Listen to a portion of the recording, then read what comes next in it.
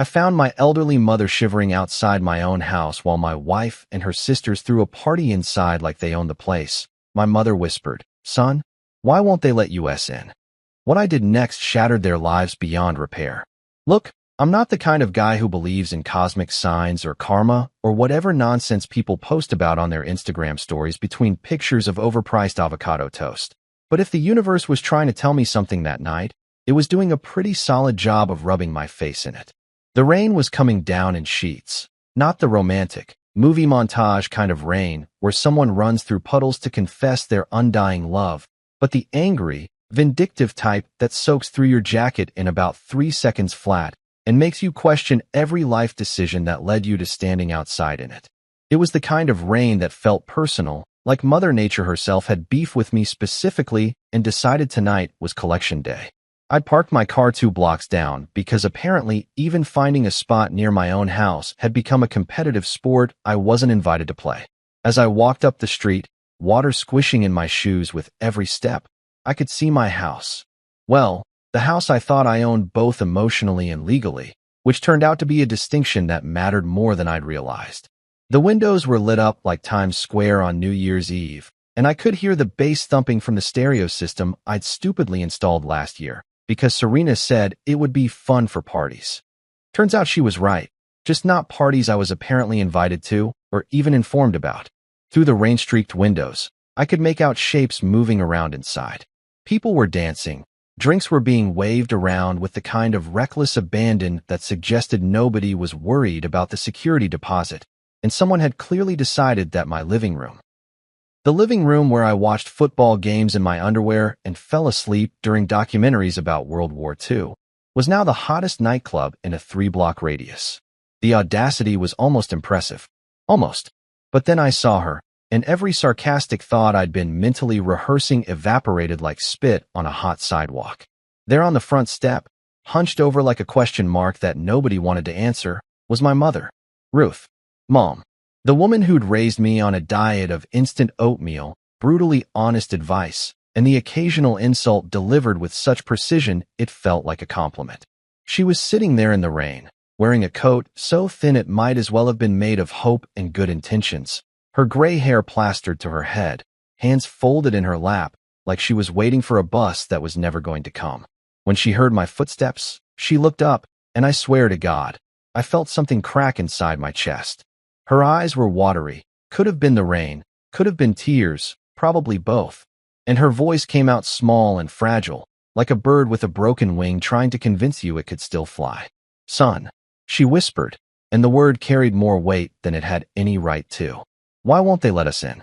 That sentence hit me like a sucker punch to the gut, the kind where you don't realize how much it hurt until you try to breathe and find out your lungs have other ideas. Between the raindrops hammering down around us and the muffled thump of whatever God-awful remix was playing inside, probably something with way too much auto-tune and not enough actual talent, I felt this sharp, ridiculous urge to march inside and hand everyone tiny party hats and a bill for emotional damages. I wanted to be the kind of son who burst through that door like an action hero, kicked everyone out, and delivered some perfectly scripted monologue about respect and decency that would make them all weep with shame. But then I really looked at her eyes. Not just glanced, but looked, and I saw something that made all my planned sarcasm and righteous anger shrivel up like a slug covered in salt. She wasn't just cold or wet or uncomfortable. She was hurt. Deeply, genuinely hurt in that way that goes bone deep and settles in for the long haul. And she was embarrassed, which was somehow worse, because my mother had never been embarrassed about anything in her entire life. This was a woman who'd once told off a police officer for giving her a parking ticket and somehow walked away with an apology.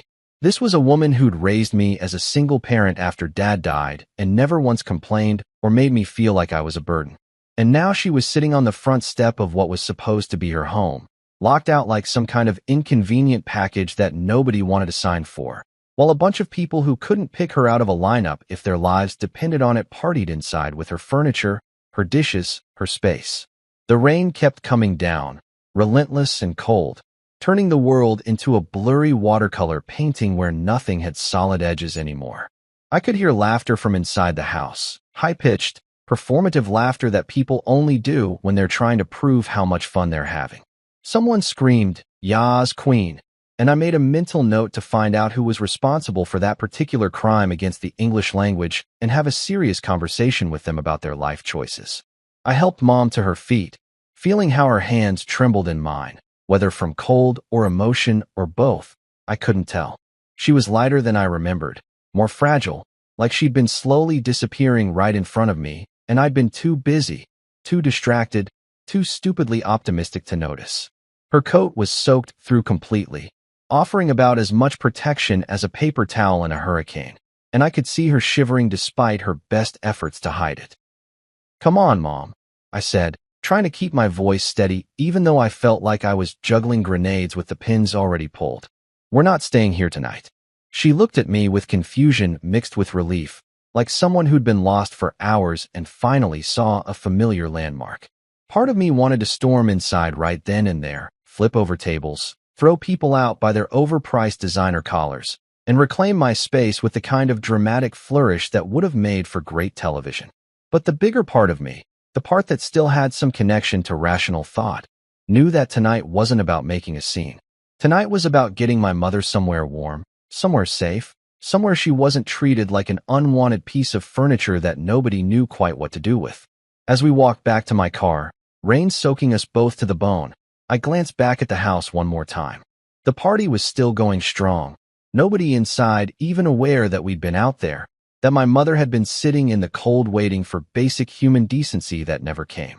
The music thumped on, the lights flashed, and the laughter continued, oblivious and careless. And in that moment, walking through the rain with my mother's hand in mine, I made a decision. This wasn't over. Not by a long shot. But first, we needed dry clothes, hot tea, and a plan. Because if there's one thing my mother taught me during all those years of instant oatmeal breakfasts and brutally honest life advice, it's that revenge is a dish best served cold, preferably after you've had time to think it through, document everything, and make sure your ducks are in a row before you flip the table. The rain kept falling as we drove away, and I couldn't help but think that maybe the universe wasn't punishing me after all. Maybe it was just setting the scene for what came next. Let me take you back about 6 months, to a time when I still believed that good intentions could substitute for actual foresight, and that my marriage was built on something sturdier than Pinterest boards and filtered photographs. Dad died on a Tuesday, which felt weirdly appropriate because Tuesdays have always been the most unremarkable, forgettable day of the week. The day where nothing interesting happens except apparently your father's heart deciding it's had enough of this whole living thing and clocking out early. The funeral was your standard-issue sad affair with uncomfortable folding chairs, a priest who mispronounced Dad's name 3 times despite having it written down right in front of him, and enough casseroles from well-meaning neighbors to feed a small army or at least keep us constipated for a month. Mom stood there in her black dress that she'd probably owned since the Reagan administration, dry-eyed and stoic, greeting everyone with the kind of grace that made me realize I'd inherited exactly none of her social skills. I was the one crying into my sleeve like a toddler who'd lost his favorite toy, while she shook hands and accepted condolences like she was hosting a particularly somber dinner party. That night, after everyone had finally cleared out and taken their sympathy casseroles with them, I found her sitting in Dad's armchair, the one with the permanent butt groove molded to his exact specifications after 30 years of dedicated sitting. She wasn't crying. She wasn't doing anything, really, just staring at the wall like it might suddenly reveal the secrets of the universe, or at least explain why life had to be so relentlessly unfair. And that's when I made the promise. "Mom," I said, sitting down on the ottoman that Dad always claimed was structurally unsound but never actually threw away because that's not what people of their generation did with perfectly functional furniture. "You're not going to be alone. I promise you that.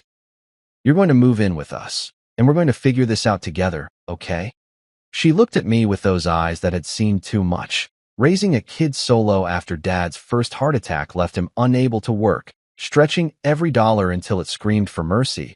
Putting up with my teenage years, which I'm told were particularly unbearable, though I have selectively forgotten most of the details. "You don't have to do that, sweetheart," she said.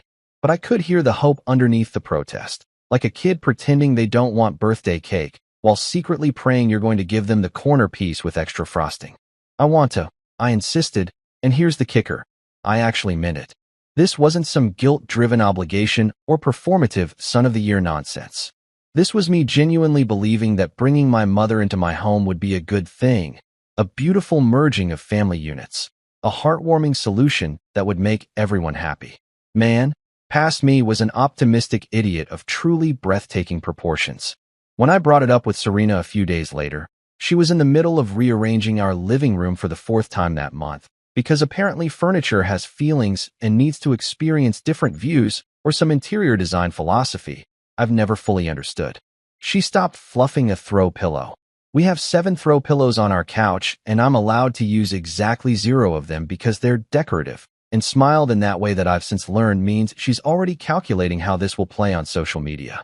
That's so sweet, babe, she said, and I remember feeling relieved because I'd half expected resistance. Your mom is welcome here. It'll be nice having her around. Nice. That word should have been my first warning sign, right up there with fine, whatever, and it's your choice. These are not words that mean what they're supposed to mean in marriage language. These are diplomatic non-answers designed to let you think you've won while actually giving them plausible deniability later. I called her sisters next because Serena has this thing where major decisions require a family conference call, like we're running a small corporation instead of just trying to live our lives. Tanya, who works in marketing and talks like every conversation is a pitch meeting, said it would be fine and that they'd make it work. Brooke, the youngest one who went to art school for 2 years and now considers herself a creative genius despite working at a juice bar, said something about multi-generational households being very European, which I think was supposed to be a compliment, but came out sounding like she was narrating a documentary about exotic cultures. So we did it. We moved Mom in on a Saturday that was way too hot for October, and I remember thinking this was it. This was me being a good son, honoring my father's memory, keeping the family together. I'd rented a U-Haul that was comically oversized for the amount of stuff she actually owned because apparently my mother had been living like a monk who'd taken a vow of minimalism. 1 bedroom set, some kitchen items, about 1,000 books because the woman read like it was an Olympic sport, and her collection of knitted blankets that she'd been making since before I was born. At first, it was actually kind of great. Mom fit into our household like she'd always been there, which makes sense considering she'd literally trained me in the art of existing. She'd wake up early and make actual breakfast, not the grab a protein bar and run situation that Serena and I had normalized, but real food that required pans and effort.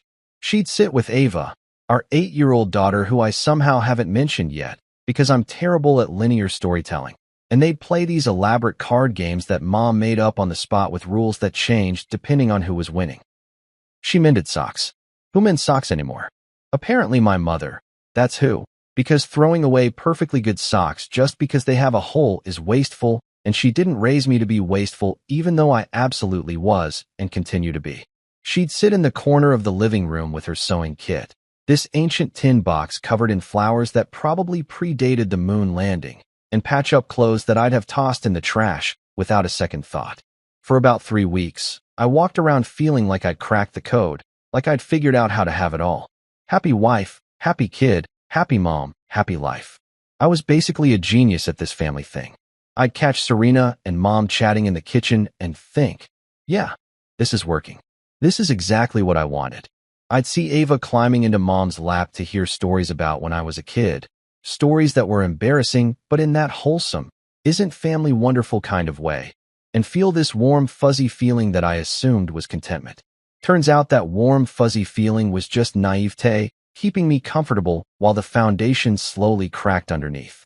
Because what I'd confused for my family coming together was actually just the calm before the storm, that brief period where everyone's still on their best behavior before the real personalities come out to play. I thought I was being thoughtful and considerate, bringing everyone under one roof. I thought I was honoring my promise to Dad and being the kind of son who actually showed up when it mattered. What I'd actually done was invite my mother into a situation where she'd be slowly, methodically squeezed out by people who smiled to her face and sharpened their knives when she wasn't looking. I'd brought her into a home that I thought was mine, but was really just a stage set for someone else's version of the perfect life.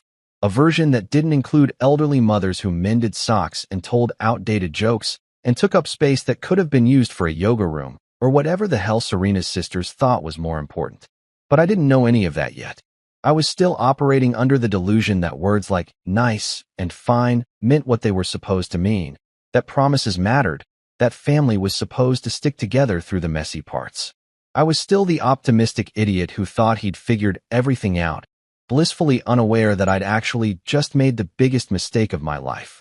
The thing about slow poison is that you don't notice it's killing you until you're already halfway dead. It doesn't announce itself with sirens and flashing lights. It just quietly goes about its business, one microscopic dose at a time, until one day you wake up and realize you can't remember what healthy felt like.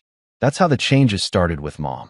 So small, so subtle, so easy to write off as nothing that by the time I noticed something was actually wrong, the damage had already set up a permanent residence and started redecorating. It began with dinner, which should have been my first clue because Mom loved dinner. Not in a weird obsessive way, but in that traditional sense where sitting down together as a family was like her religion, the one ritual she refused to compromise on no matter how busy or tired or broke we were when I was growing up. We'd had some truly grim dinners over the years. I'm talking boxed mac and cheese stretched with extra butter to make it look like more, hot dogs cut up and mixed with baked beans because that counted as a complete meal in Mom's Depression-era playbook, but we always sat down together and pretended we were dining at the Ritz. So when she started skipping dinner, I should have recognized it as the red flag it was. But instead, I made excuses. I told myself she was adjusting, that she was tired, that old people eat less anyway, or whatever nonsense I'd half remembered from some article I'd skimmed while waiting for my coffee order. The first time she declined, I was loading the dishwasher, a task that apparently only I was capable of performing in our household despite everyone else having fully functioning hands. When she poked her head into the kitchen and said, "I'm not very hungry tonight, sweetheart. You all go ahead without me." "You sure, Mom?" Serena made her famous chicken thing. Famous was a generous description. Serena's cooking operated on the principle that if you put enough garlic and wine in something, it became sophisticated, regardless of whether it was actually edible. But Mom always ate it with enthusiasm and said nice things, because that's what moms do. They lie about your spouse's cooking to keep the peace. "Just tired," she said with a smile that didn't quite reach her eyes, and then she disappeared upstairs to her room with a cup of tea, which became her signature move over the following weeks. Just tired. Just tired. Just tired. The phrase became a mantra, a get-out-of-family-free card that I accepted without question because I was busy and distracted and apparently blind to the obvious. By week 6, Mom was practically a ghost. She'd emerge from her room in the mornings, moving through the kitchen like she was trying not to disturb the air molecules, making her tea in complete silence. She stopped joining us for breakfast, stopped offering to help with dishes, stopped sitting in the living room to watch her British mystery shows that she loved with an intensity that bordered on concerning. Instead, she'd take her tea and retreat upstairs, closing the door with such careful quietness that it somehow felt louder than if she'd slammed it. "Is Mom okay?" I asked Serena one night after we'd had dinner, another garlic and wine experiment that had turned the chicken into something resembling leather, and Mom had once again excused herself with the same tired refrain. Serena was scrolling through her phone, double-tapping photos of other people's lives with the kind of focus that suggested she was solving world hunger instead of just engaging in mindless social media validation. "She's fine," Serena said without looking up. "She's just adjusting. It's a big change for her." The way she said it, so casual and dismissive, should have bothered me more than it did. But I was in that dangerous zone of wanting to believe everything was fine because the alternative required effort and confrontation, two things I've always been exceptional at avoiding. Then the whispering started, and with it came the realization that I'd been living in a sitcom written by someone with a really dark sense of humor. Serena's sisters had always been around. They treated our house like a community center with better snacks. But suddenly they seemed to be there constantly, huddled together in various corners like they were planning a heist or starting a cult. Tanya and Brooke would show up unannounced, which was already annoying, but then they'd settle in with their expensive coffee drinks that they'd brought from outside because apparently our coffee wasn't good enough, and they'd whisper. At first, I thought I was being paranoid. You know that feeling when you walk into a room and everyone stops talking and they all look at you with those fake smiles that say, "We definitely weren't just talking about you." It was like that, except the person they weren't talking about was my mother. They'd go quiet when she entered a room, or they'd suddenly shift to talking about something aggressively neutral like the weather or reality TV, or whether almond milk was better than oat milk, which is a debate I genuinely believe was invented to make people feel like they have opinions about something that matters when they really don't. The opinions started creeping out in small doses. Tanya mentioned that Mom's cardigan was very vintage, in a tone that suggested vintage was not a compliment, but rather a polite synonym for should have been thrown away in 1987. Brooke made a comment about how Mom folded the dish towels differently and demonstrated the correct way to fold them, which apparently involved more corners and some kind of rolling technique that seemed designed more to assert dominance than to actually improve towel storage. They'd laugh at Mom's jokes, but it was that kind of laughter that's really just performed politeness. Too loud, too long, stopping abruptly like someone had flipped a switch. Then they'd clap, actually clap, when she stopped talking, like she'd just finished some kind of performance that they were relieved had ended. Mom would smile and excuse herself, and I'd sit there feeling something twist in my gut, but not quite having the language or the courage to call it out. The worst part was watching how Mom changed under this constant low-level scrutiny. She started second-guessing herself, apologizing for things that didn't require apologies. Sorry, is this where the mugs go? I can never remember. She'd lived with us for 2 months at that point.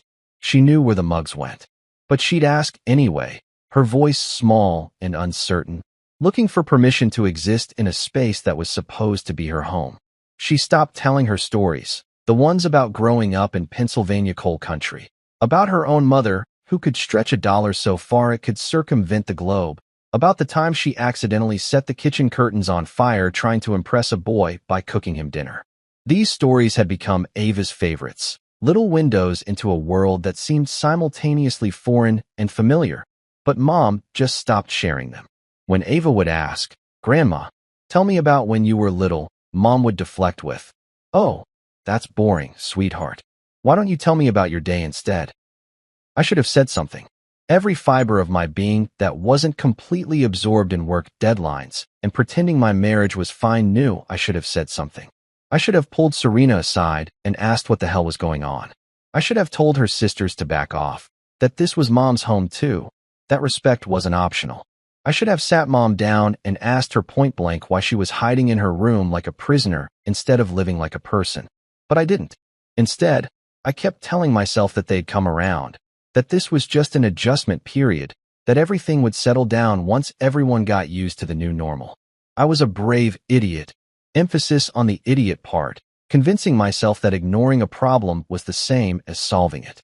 I'd perfected the art of looking directly at something terrible and deciding it was actually fine. Just fine, totally fine, nothing to worry about here, folks. The man who keeps telling himself that things will get better without actually doing anything to make them better is either incredibly brave or spectacularly stupid.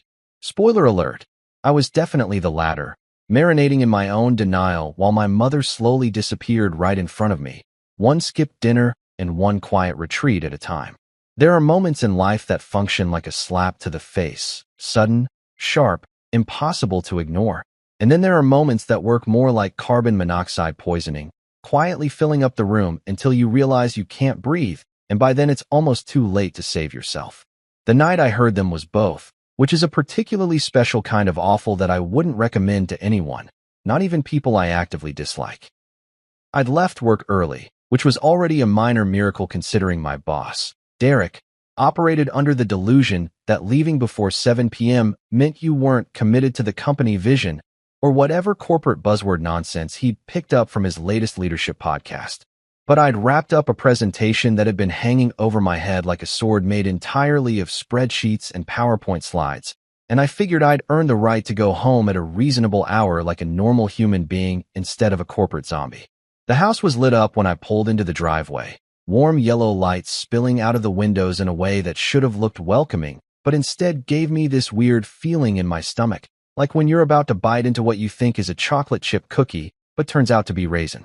All the cars were there. Serena's white SUV that was way too big for someone who only drove to yoga class and the organic grocery store. Tanya's least special luxury sedan that she definitely couldn't afford, but leased anyway, because appearances matter more than financial stability. And Brooks beat up Honda that she'd covered in bumper stickers about saving the environment while simultaneously idling in drive-thrus for 20 minutes at a time. I sat in my car for a minute, listening to the end of a podcast about true crime because apparently I needed more darkness in my life, and watched the shadows move across the windows. Someone walked past the living room, then someone else, and I could see the flicker of what looked like candles, which meant Serena was in one of her moods where she decided our house needed ambience despite having perfectly functional electric lighting that didn't threaten to burn the place down. When I got out and walked up to the door, I could hear voices. Not loud, not shouting, but that particular frequency of conversation that people use when they think they're alone and don't need to perform civility for an audience. The front door was slightly ajar, which was weird because Serena was obsessive about locking doors, something about crime statistics she'd read on some mom blog that had convinced her we were living in a war zone instead of a quiet suburban neighborhood where the most exciting thing that happened was Mrs. Henderson's cat getting stuck in a tree. I should have just walked in. It was my house, my door, my right to enter without skulking around like some kind of burglar. But something made me pause with my hand on the doorknob, some instinct that whispered this was one of those moments where you needed to pay attention because you weren't going to get a replay. So I stood there in my own doorway like an idiot, listening. She's taking up space. That was Brooke's voice, unmistakable with that slight vocal fry she developed after watching too many YouTube influencers. She said it so casually, like she was commenting on the weather or discussing which brand of almond milk was superior. Like, I get that she's his mom and whatever, but it's awkward having her around all the time. My hand froze on the doorknob. The metal suddenly felt cold, or maybe my hand had just gone numb. I couldn't tell.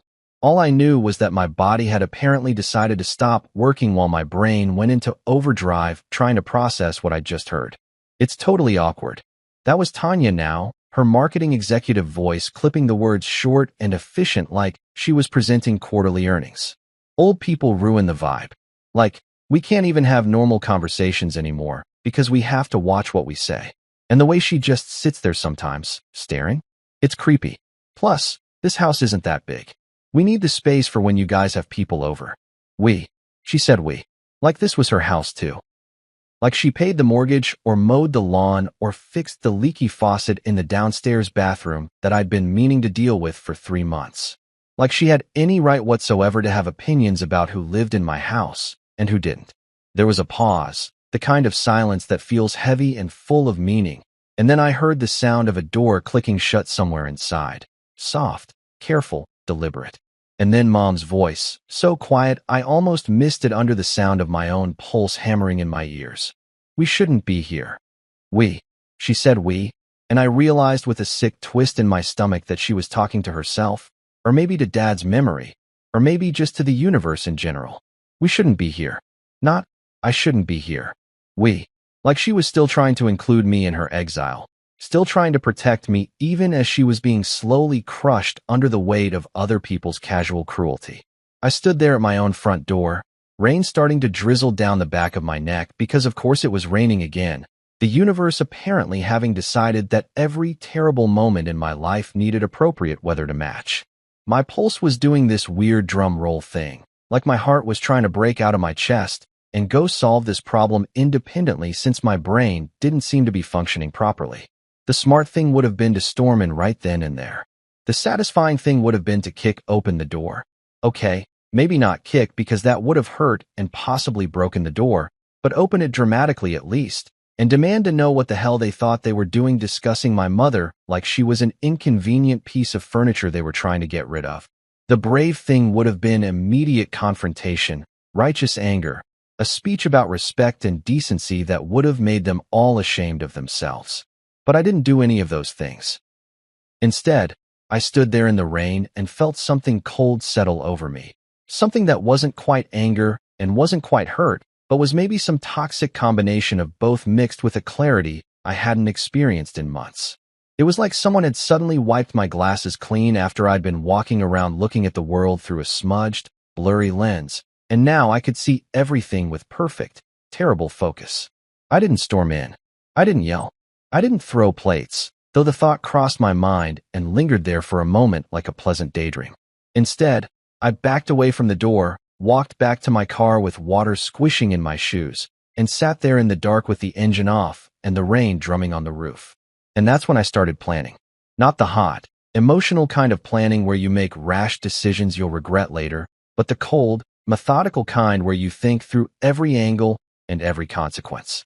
The kind of planning that requires patience and precision and a willingness to play the long game, even when every fiber of your being wants immediate satisfaction. I sat there and smiled, which probably would have looked unhinged to anyone watching. But there was nobody watching because everyone who mattered was inside my house talking about my mother like she was a problem to be solved. I smiled because I just realized something important. I didn't need to fight back with volume or drama or immediate confrontation. I needed to fight back with something much more effective. I needed to fight back with paperwork, with legality, with the boring, adult machinery of property law and financial documentation. I needed to build a case so airtight that when I finally did make my move, there would be no arguing, no negotiating, no room for them to wiggle out of the consequences of their own cruelty. So I started making a mental list, right there in my car with rain obscuring the windows and my mother's voice echoing in my head. Documents I'd need to gather, conversations I'd need to record, evidence I'd need to collect. Every insult, every dismissive comment, every moment of casual cruelty carefully documented and preserved like specimens in a lab. The rain kept falling, turning the world outside into a watercolor blur, and I sat there laying mental bricks one by one. Methodical, silent, very adult.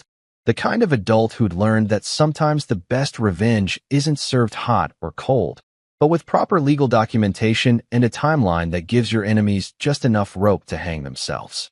I pulled out my phone and started taking notes, my fingers moving across the screen with newfound purpose. This wasn't about anger anymore. This was about justice. This was about making sure my mother never had to whisper, "We shouldn't be here," ever again. Becoming a ghost in your own home is easier than you'd think. It doesn't require any special skills or supernatural abilities, just a willingness to smile when you want to scream and the ability to nod along to conversations that make you want to flip tables like Jesus in the temple, except with less religious justification and more personal vendetta. I became very good at being a ghost, which is either a useful life skill or a sign that I needed therapy, possibly both. The morning after I'd stood outside my own front door like some kind of rain-soaked stalker listening to my mother being discussed like a pest control problem, I walked into the kitchen and acted like absolutely nothing had changed. Serena was making her green smoothie, a concoction that looked like something you'd drain out of a swamp and tasted worse. And Tanya was already there at 7 in the morning because apparently she'd decided our house was now her house and boundaries were just suggestions for other people.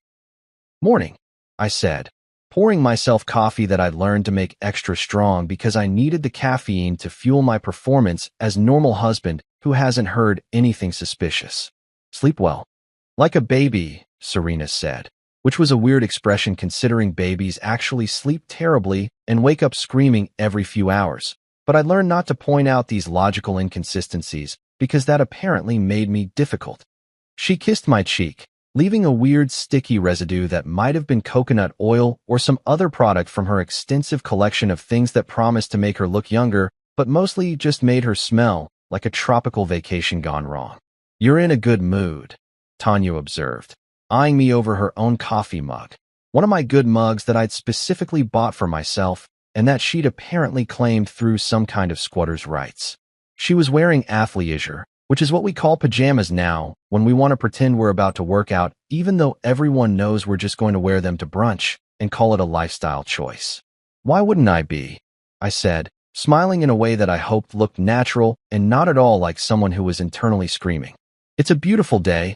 I've got great coffee. I'm surrounded by family." I let that last word hang in the air for just a second, watching to see if either of them flinched. They didn't. Either they were better actors than I'd given them credit for, or they genuinely didn't see the irony in me talking about family, while they actively plotted to push out the woman who'd actually raised me. From that moment on, I became the most agreeable version of myself that had ever existed. When Brooke showed up later that day with ideas about how we should refresh the living room by getting rid of Mom's chair, the one she sat in to read because the light was good and the cushion had molded to her after months of use, I nodded thoughtfully and said, Interesting idea. Let me think about it. When Serena suggested we needed the spare room for a home gym because she'd seen one on Instagram, and suddenly our lives were incomplete without a Peloton we'd never use, I said, maybe. We should discuss budgets. I became a master of non-committal responses, of phrases that sounded like agreement but actually meant nothing. That's worth considering. I can see your point. Let's circle back to that. Corporate speak became my shield, boring everyone into thinking I was on board while actually committing to absolutely nothing. It was like watching myself perform in a play where I was the only one who knew the real plot. But while I was busy being ghost husband during the day, I was working on something else at night. After everyone went to bed, after Serena finished her elaborate skincare routine that involved approximately 17 products and took longer than most Broadway shows, I'd wait until I heard her breathing even out into sleep, and then I'd get to work. The recorder was my first purchase, bought from some electronics store downtown, where the guy behind the counter asked zero questions about why I needed a device that could record audio for 8 hours straight. I hid it inside the ceramic base of the living room lamp, the one that Serena's interior designer friend had insisted we buy even though it cost more than my first car and provided approximately the same amount of light as a depressed firefly. The camera was trickier. I found it online, marketed to concerned parents who wanted to spy on their nannies, which felt grimly appropriate considering I was basically spying on the people who were supposed to be my family. It was disguised as a ceramic owl, because apparently I was creating a whole ecosystem of deceptive home decor, and I placed it on the bookshelf with a clear view of the main living area. Nobody even noticed.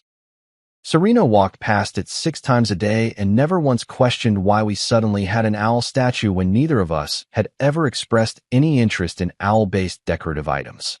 Every evening, after playing the role of agreeable husband, I'd download the footage and audio files to a cloud storage account that I'd set up specifically for this purpose. I'd sit in my car during lunch breaks, or in the bathroom at work like some kind of corporate spy, and listen to recordings of my own house. It was surreal and depressing and absolutely necessary. The things I heard would have been funny if they weren't so casually cruel. Brooke making fun of the way Mom pronounced certain words, doing an exaggerated impression that made Tanya laugh so hard she snorted. Serena sighing loudly every time Mom entered a room, like the mere presence of another human being in the house she didn't pay for was some kind of unbearable inconvenience. Tanya talking about how much better the house would look without old people furniture cluttering up the aesthetic. But the worst was the shoving. I thought I'd imagined it the first time I saw it on the footage. Brooke brushing past Mom in the hallway with just a little too much force, sending her stumbling slightly into the wall. But then it happened again. And again. These tiny, casual acts of physical aggression disguised as accidents, as just being in a hurry, as oops sorry didn't see there. I watched the footage on my phone during a meeting about quarterly projections, and I had to mute myself because I couldn't trust my voice to stay steady. My hands shook slightly as I saved the file, labeled it with a date and timestamp, added it to the growing folder of evidence that was becoming my entire emotional life. At the same time, I started handling the boring grown-up stuff that most people avoid until it becomes a crisis. I made appointments with lawyers, not the family lawyer that Serena knew about, but a different one, someone who specialized in property law and trusts and protecting assets from people who thought they were entitled to things that weren't theirs. His name was Richard, and he had the kind of calm, methodical demeanor that I aspired to, like he'd seen every terrible thing humans could do to each other and was completely unsurprised by all of it. "You want to refinance?" he asked during our first meeting, looking at me over his reading glasses that he probably didn't need, but wore anyway because they made him look more lawyer-like. "Among other things," I said, and then I laid out my situation like I was describing someone else's life, keeping my voice steady and professional even though inside I felt like I was made of rage and sadness held together with duct tape and spite. Richard nodded, took notes, and didn't judge, which was refreshing considering I was basically asking him to help me legally evict my wife and her entire family from the house they thought they owned. We talked about trusts and beneficiaries and title transfers, all the boring paperwork that makes people's eyes glaze over, but that actually determines who gets what when the dust settles. I changed beneficiaries on my life insurance, which felt dramatic but also necessary. I set up a trust for Mom that would protect her even if something happened to me. I transferred titles quietly, signing papers in Richard's office during my lunch breaks, moving assets around like a magician sliding cards across a table, noticeable only when it was too late to change the trick. Serena thought I was having an affair, which was almost funny. She'd make little comments about how I was working late a lot, how I seemed distracted, how I was always on my phone. "Is everything okay?" she'd ask with that particular tone that meant she'd already decided everything was not okay and was just waiting for me to confirm it. "Just busy at work," I'd say, which wasn't technically a lie. I was busy, just not with the kind of work she thought. And every time she looked at me with suspicion, every time she made a passive-aggressive comment about my schedule, I'd smile and think about the folder on my cloud storage that was growing bigger every day. "You're being paranoid," Serena said one night when I suggested maybe her sisters didn't need to be at our house quite so often. She laughed, actually laughed, like the idea that I might have legitimate concerns was hilarious. "They're family. They're welcome here anytime. Right?" I said, nodding like I agreed. Family. And I filed that conversation away too, added it to my mental list of things that would be relevant later, in the after times, when this whole performance was over and the real show could begin. I called my preparation adult stuff, when I needed to think of it as something other than what it actually was: revenge. Cold, calculated, meticulously documented revenge that would be served with proper legal paperwork and a side of "get the hell out of my house." Because at the end of the day, that's what this was about. Not hurting them. Though I wouldn't lie and say the thought didn't bring me some satisfaction, but protecting Mom. Making sure she had a safe place to exist without being pushed, mocked, or made to feel like her presence was an inconvenience to people who had no right to judge her. The party announcement came via text message, which should have been my first warning that I was about to witness a masterclass in audacity. I was sitting in a meeting about supply chain logistics, the kind of meeting where people use words like synergy and optimization while secretly planning what they're going to eat for lunch, when my phone buzzed with a message from Serena. "Having a few people over tonight. Small gathering. Don't worry about it. Already handled everything." The exclamation points were doing a lot of heavy lifting in that message, trying to make it sound casual and fun when what it actually meant was, "I'm throwing a party at your house without consulting you, and you're going to smile about it." The "don't worry about it" was particularly galling, as if my main concern about surprise parties in my own home was whether or not I'd have to contribute to the planning rather than, the basic concept of being consulted about events happening in the space I paid for. I texted back a thumbs up emoji because I'd learned that emojis were a great way to communicate absolutely nothing while seeming engaged, and then I spent the rest of the meeting calculating how much this small gathering was going to cost me. Serena's idea of small was like a rich person's idea of a starter home. Technically accurate, but wildly disconnected from normal human reality. When I got home that evening, earlier than usual because I had a bad feeling about this whole situation, I discovered I'd vastly underestimated the situation. The house looked like someone had decided to throw a wedding reception without the benefit of actual marriage or planning permission.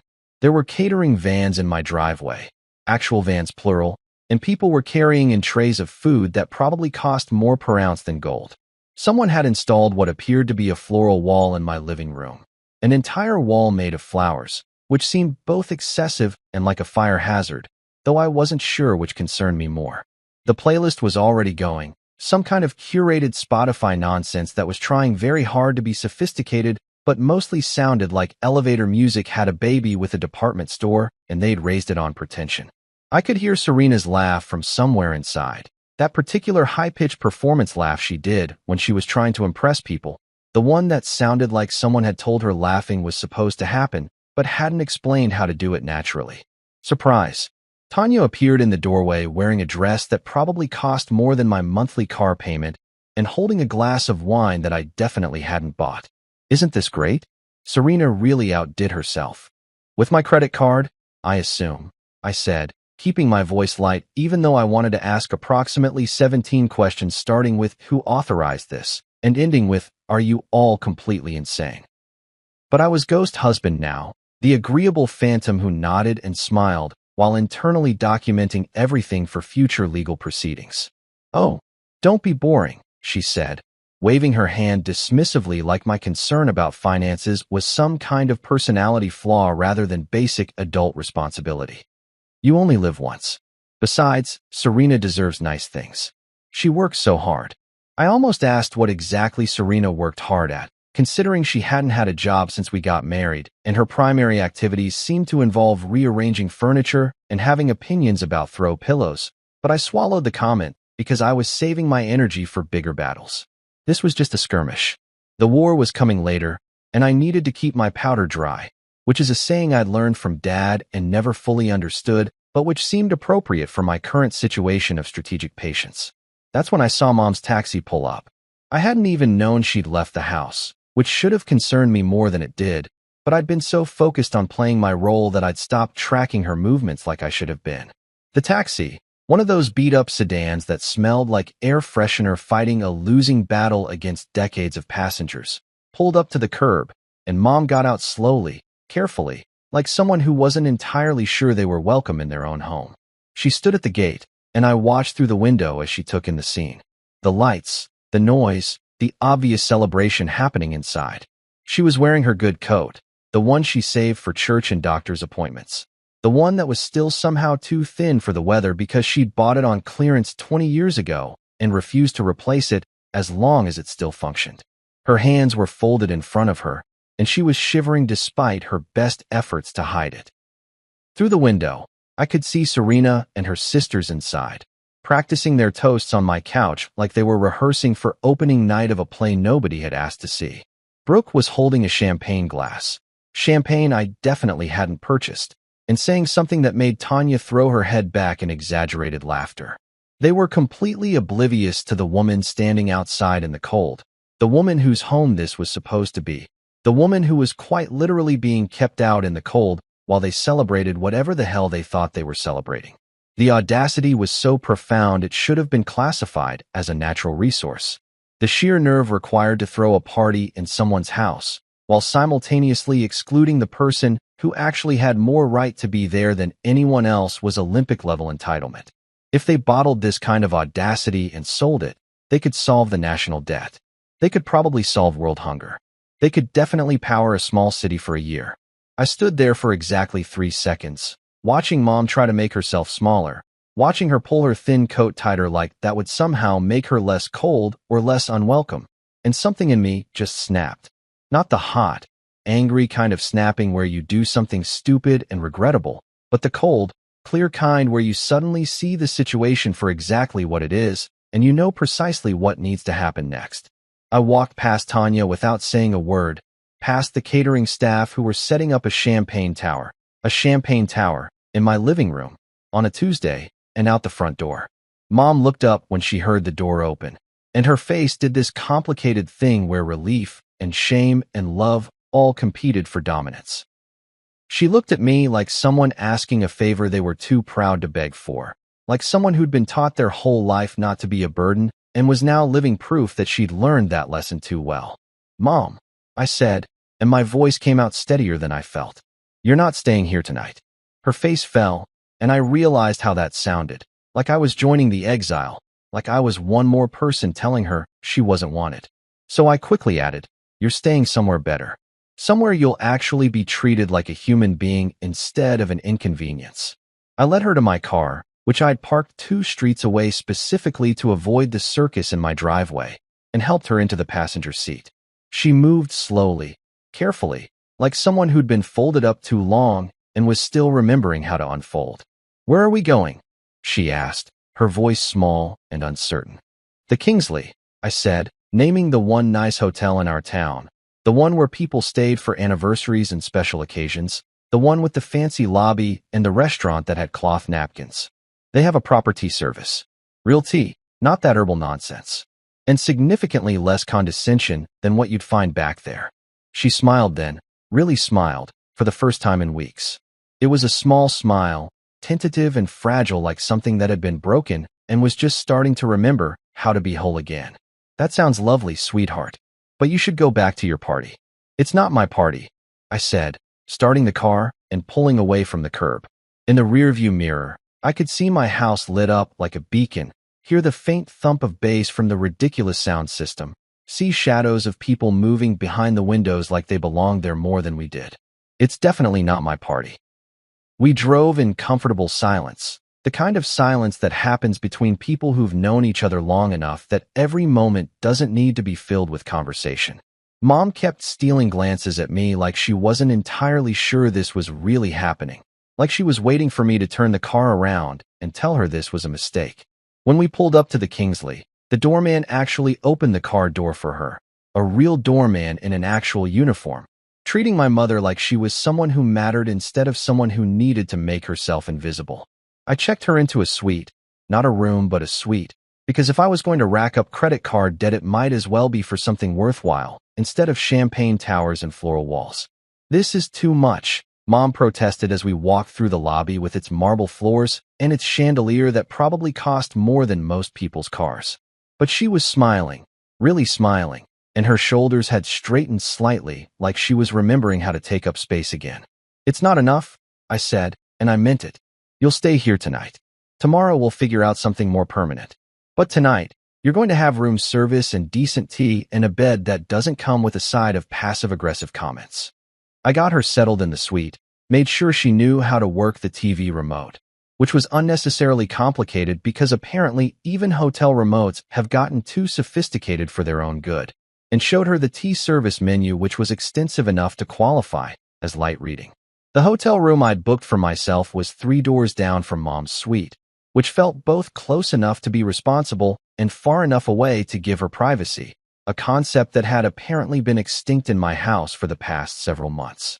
It was a basic room, nothing fancy, no chandelier or marble bathroom like Mom's suite. But it had a bed, a desk, and most importantly, a door that locked and kept out people I didn't want to deal with, which at this point was approximately everyone except my mother and possibly Ava, though even that was complicated. I barely slept, which wasn't surprising considering my brain had decided this was the perfect time to process every terrible decision I'd made over the past 6 months, while simultaneously planning the most elaborate interpersonal demolition project of my life. Sleep is for people who aren't mentally cataloging evidence and rehearsing conversations that would probably sound way better in their heads than they would in actual reality. I brought my laptop, and I spent most of the night organizing files like some kind of obsessed librarian preparing for the most important presentation of their career. I had folders within folders, each one labeled with dates and times and brief descriptions that sounded clinical and detached, because that's how you had to approach this stuff if you wanted to maintain any semblance of sanity. Audio_11_15_kitchen_comments. Video_11_22_ hallway_incident. Text_messages_various_dates. It was like creating a museum exhibit titled The Slow Erosion of Human Decency, a multimedia experience. I polished transcripts until my eyes burned, reading the same cruel comments over and over until they stopped feeling like words and started feeling like evidence, which was exactly what they were. I labeled files with the kind of meticulous attention to detail that I usually reserve for work presentations, except this time the stakes were significantly higher than quarterly sales figures or customer retention rates. Every time I wanted to close the laptop and just try to sleep like a normal person, I'd remember Mom sitting on that front step in the rain, or standing at the gate tonight shivering in her thin coat, and my hands would go right back to the keyboard. Fury was keeping me awake, but it was a quiet fury, the kind that doesn't explode outward but instead burns steadily like a pilot light, just waiting for the right moment to ignite everything around it. Around 3 in the morning, I started rehearsing lines in my head, trying out different ways to say what needed to be said. Some versions were too aggressive. I didn't want to come across as unhinged, even though I felt pretty unhinged at the moment. Some were too passive. I wasn't about to apologize my way through a confrontation that I'd been planning for weeks. I needed something that landed right in the middle, firm but calm, clear but not cruel, devastating but somehow still civilized. "You have 30 minutes to leave" felt too dramatic, like I was channeling some kind of action movie villain. "I think it's time we discuss some changes" felt too weak, like I was asking permission instead of stating facts. "This is my house, and you need to go" was accurate, but lacked the kind of procedural weight I was going for. I kept workshopping phrases like some kind of deranged screenwriter, trying to find the perfect combination of words that would convey both legal authority and personal disappointment. I kept a running joke in my head. which probably said something concerning about my mental state. You can't evict people from your heart, but you can definitely evict them from your house with proper documentation and a good lawyer. It made me smile briefly in the dark hotel room, which felt like a small victory. Revenge shouldn't be joyless, I decided. It should have at least a little bit of satisfaction mixed in, like adding salt to a recipe, enough to enhance the flavor without overwhelming everything else. Around 4:30, when the sky was just starting to think about maybe considering the possibility of getting lighter, I gave up on sleep entirely and ordered room service. Coffee, mostly, because I was going to need approximately all the caffeine that had ever existed to get through what was coming. The guy who delivered it looked exhausted, which made two of us, and I tipped him extra because we were both awake at an ungodly hour, and that created a kind of solidarity. The coffee was actually good, which surprised me. Hotel coffee usually tasted like someone had passed hot water through a dirty sock, but this was smooth and dark and strong enough to strip paint, which was exactly what I needed. I sat at the small desk and stared at my laptop screen, at the folders full of evidence, at the careful documentation of cruelty disguised as family. Morning light arrived slowly, creeping through the curtains like it wasn't entirely sure it was welcome, accompanied by the smell of someone else's breakfast tray rolling past in the hallway. Bacon, if I wasn't mistaken, which made my stomach remind me that I'd forgotten to eat dinner last night in all the chaos. But I ignored it because I had more important things to focus on, like calling my lawyer and setting into motion the series of events that would finally end this nightmare. I pulled up Naomi's number in my phone. I'd saved her as property attorney instead of her name in case anyone ever looked, which was probably paranoid, but seemed reasonable given my current circumstances. She told me to call any time I was ready to move forward, that she'd make herself available regardless of the hour, which was either dedication to her craft or a sign that she really needed the billable hours. Either way, I appreciated it. I stared at the number for a solid minute, my thumb hovering over the call button. This was it, the point of no return, the moment where I stopped being ghost husband and started being actual person with boundaries and legal representation. Once I made this call, there was no taking it back, no pretending everything was fine, no more playing along with the fiction that this was a family instead of a hostile takeover disguised as domestic life. My hand was steadier than I expected when I finally pressed call. The phone rang twice before Naomi picked up, her voice alert despite it being barely 6 in the morning. Lawyers were apparently a different breed of human, capable of full consciousness at hours when normal people were still negotiating with their alarm clocks. "It's time," I said, and my voice came out calmer than I felt, which was good because I was going for collected and strategic rather than unhinged and emotional. "I'm ready to move forward with everything we discussed." "You're sure?" she asked, not because she doubted me, but because good lawyers always confirm before launching nuclear options. "Once we start this process, it's going to move quickly. There's no pause button." "I'm sure," I said, and I was. I'd never been more sure of anything in my life. They threw a party last night. In my house. While my mother stood outside in the cold because they wouldn't let her in. So yeah, I'm extremely sure. There was a pause, and I could hear her typing in the background, probably pulling up files or making notes or whatever lawyers did at 6 in the morning when their clients finally snapped. "Okay," she said, and her voice had shifted into business mode, efficient and focused. "I'll draw up the final paperwork today. We can move as early as this evening if you want. I assume you have copies of everything we discussed." "Everything," I confirmed, glancing at my laptop where months of documentation sat organized and ready. Audio, video, text messages, financial records, all of it. Time-stamped, backed up in 3 different locations, probably more evidence than we actually need, but I wasn't taking any chances. "Good," Naomi said, and I could hear the approval in her voice. "Meet me at my office at 4. We'll go over everything one final time, make sure all the paperwork is in order, and then we'll pay them a visit. I'll bring Jerry. He's my paralegal, former Marine. Looks intimidating, which helps in these situations, even though he's actually a sweetheart. Sometimes visual presence matters as much as legal documentation." We talked logistics for another 10 minutes. Who would say what order things would happen in, what the likely reactions would be, and how to handle them.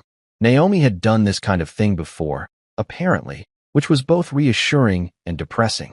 Reassuring because it meant she knew what she was doing, depressing because it meant this situation was common enough that there was an actual protocol for it. After we hung up, I sat in the quiet hotel room and felt something shift inside me. The anger was still there. It wasn't going anywhere anytime soon, but it was organized now, purposeful, directed at a specific goal rather than just floating around making me miserable. I was done being the nice guy who let people walk all over him in the name of keeping the peace. I was done pretending that silence was the same as strength, that tolerance was the same as wisdom. I opened my laptop one more time and did a final review of everything. Every file, every folder, every piece of evidence I'd collected over the past weeks. It was all there, a comprehensive record of exactly how badly people could behave when they thought nobody was paying attention. This wasn't just about getting revenge, though I'd be lying if I said that wasn't part of it. This was about flipping the board, changing the game entirely, making it clear that actions had consequences even when you thought you were untouchable. Walking into my own living room at 9:30 in the morning felt like entering a crime scene. Except the crime was against basic decency, and the perpetrators were still lounging around like they owned the place. The party debris was everywhere, champagne glasses on every surface, plates with half-eaten appetizers that probably cost more than my weekly grocery budget. That ridiculous floral wall, now looking wilted and sad like it regretted its life choices. The whole scene had the distinct aroma of expensive mistakes mixed with the kind of entitlement that should require a permit.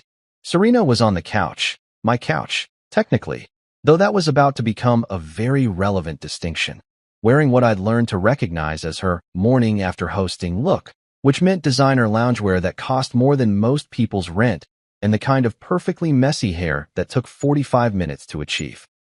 She was scrolling through her phone, probably looking at photos from last night's party to post on Instagram with some caption about being blessed or living her best life or whatever aspirational nonsense was trending this week. She looked up when I walked in, and her face did this complicated thing where surprise mixed with irritation mixed with a hint of guilt, though the guilt disappeared pretty quickly. "You're home early," she said, like I was the one who'd done something wrong by showing up at my own house during reasonable hours. "Where were you?" "I called like 6 times. "Out," I said, setting my keys on the table with deliberate casualness. Like this was any normal morning and not the beginning of the most dramatic conversation of my marriage. "Needed some air. Clear my head. You know how it is." Tanya emerged from the kitchen holding a mimosa. A mimosa at 9:30 in the morning, which suggested that either the party was still technically continuing or she had a drinking problem, possibly both. She was wearing one of those athleisure sets that cost approximately 1 month's worth of groceries, and somehow managed to look both expensive and like pajamas at the same time.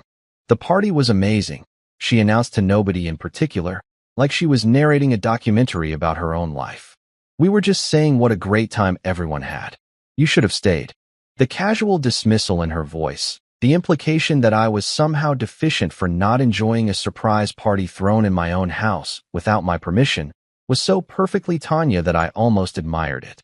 "I'm sure it was great," I said, and I let just enough edge creep into my voice that she looked at me a little more carefully, like she was finally starting to suspect that something might be off. "Where's Brooke?" "Upstairs in the guest room," Serena said, emphasizing guest room slightly, which was her passive-aggressive way of reminding me that Mom's room had been redesignated without my input. "She crashed here last night. Too much champagne." She said it fondly, like being too drunk to drive home was a charming personality quirk rather than a sign of poor judgment and possibly a problem. Perfect. Everyone was here. No need to make multiple trips.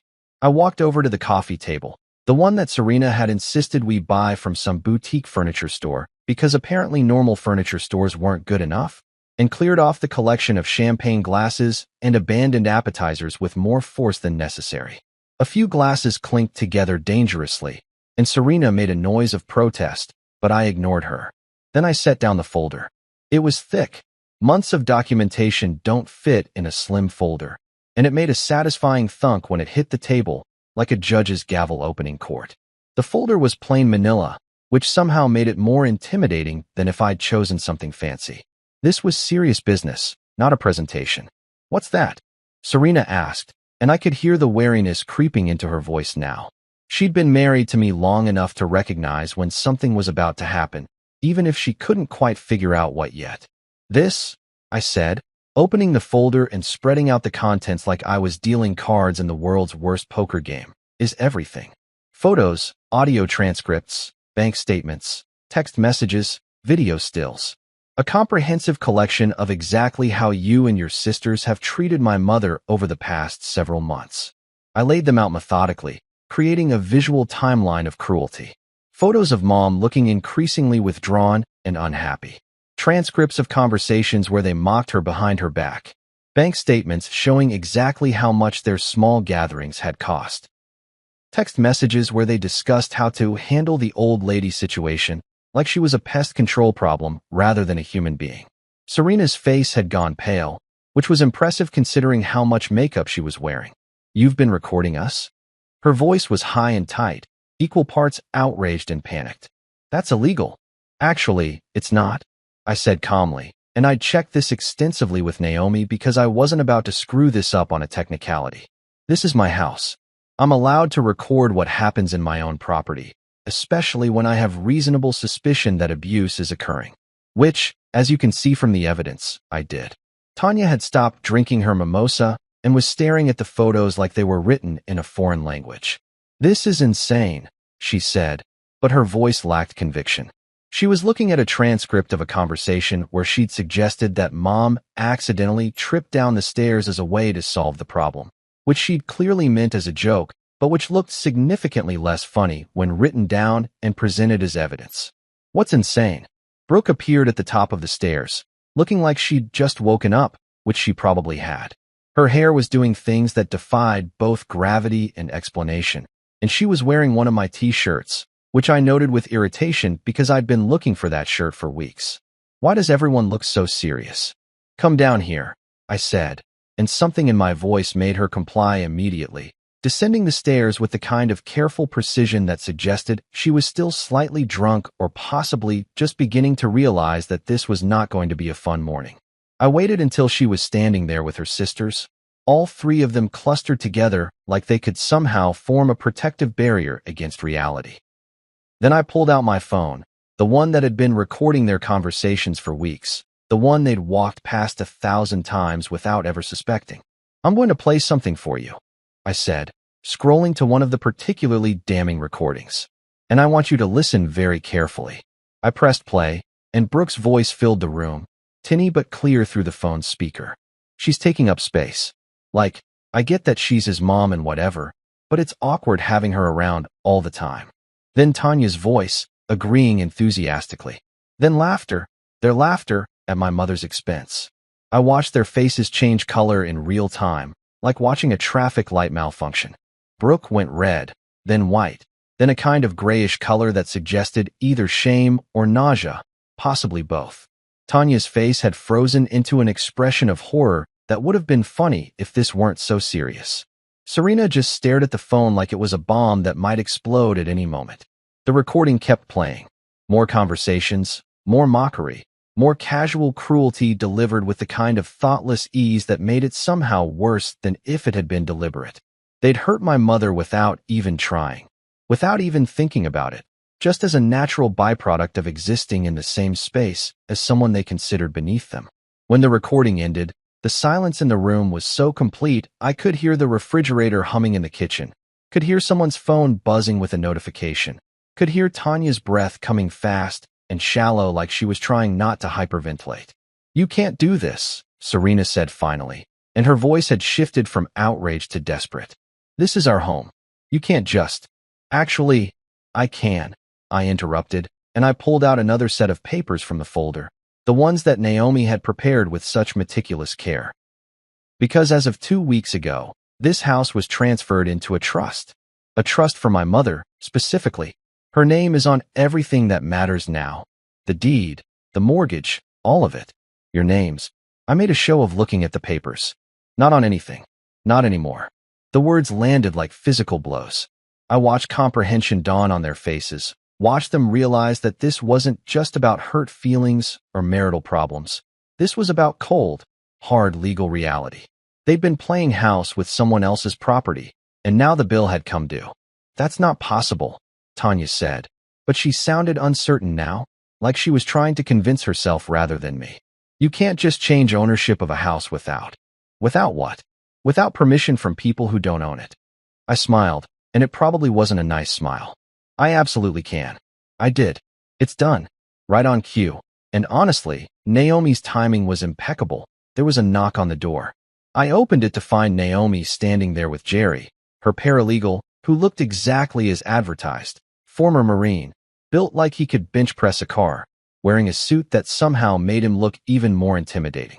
He had a briefcase that was definitely just for show because we'd already handled all the paperwork, but the visual effect was exactly what we needed.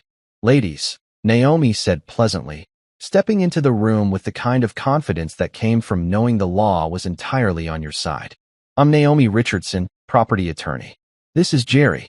We're here to facilitate a smooth transition of possession. She said it so politely, like she was offering them tea instead of eviction.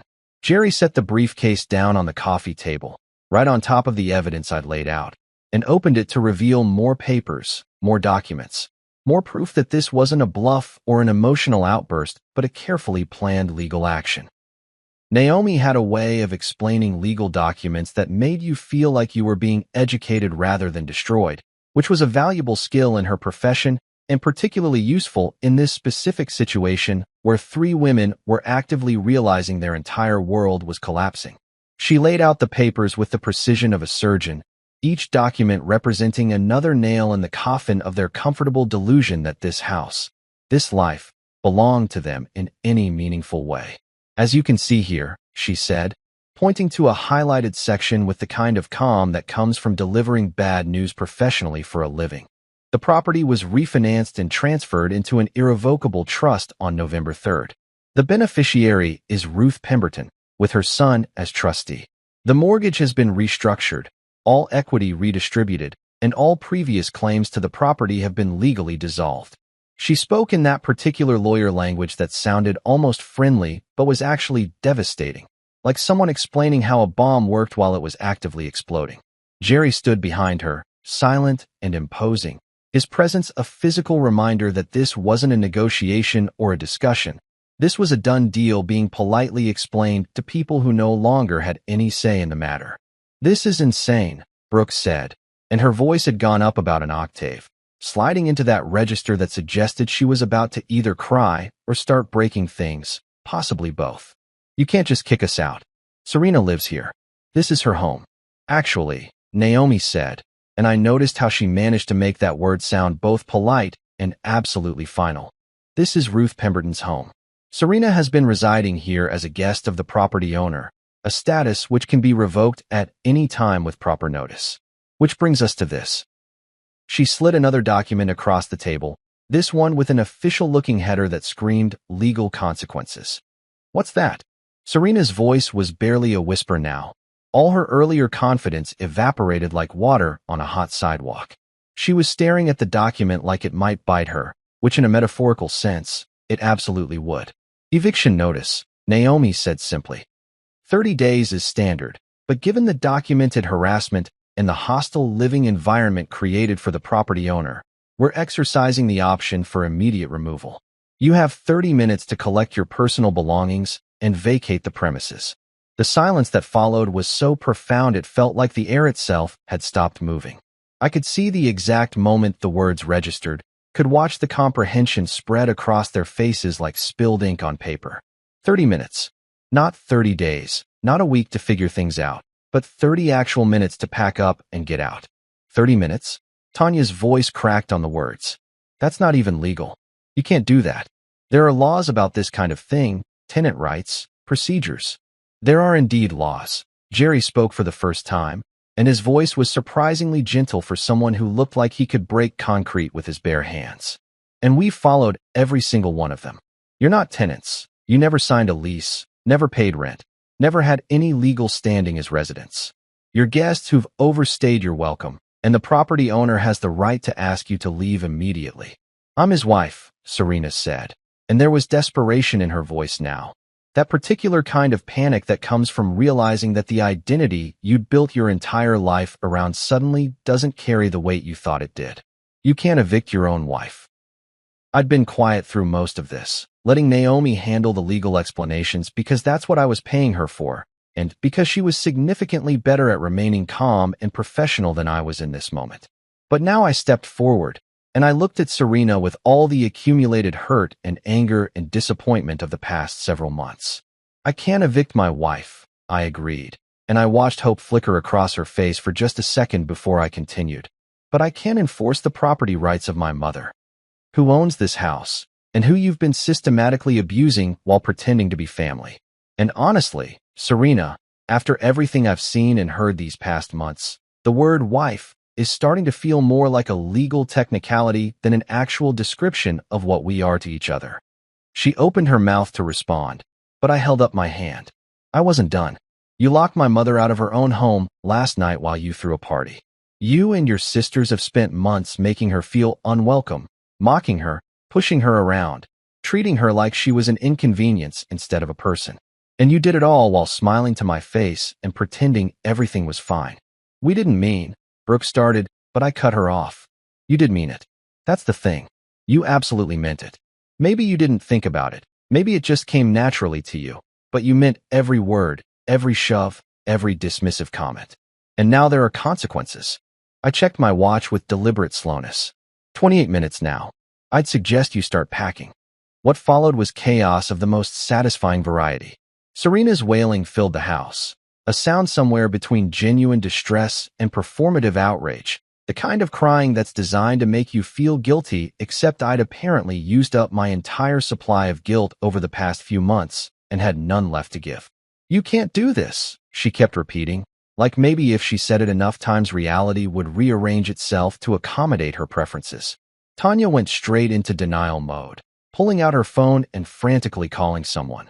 Probably her own lawyer, though I suspected that conversation was going to be short and unsatisfying when they confirmed that yes, actually, I could do exactly this. She paced around the living room like a caged animal, her expensive athleisure outfit suddenly looking less fashionable and more like the costume of someone who'd fundamentally misunderstood their own situation.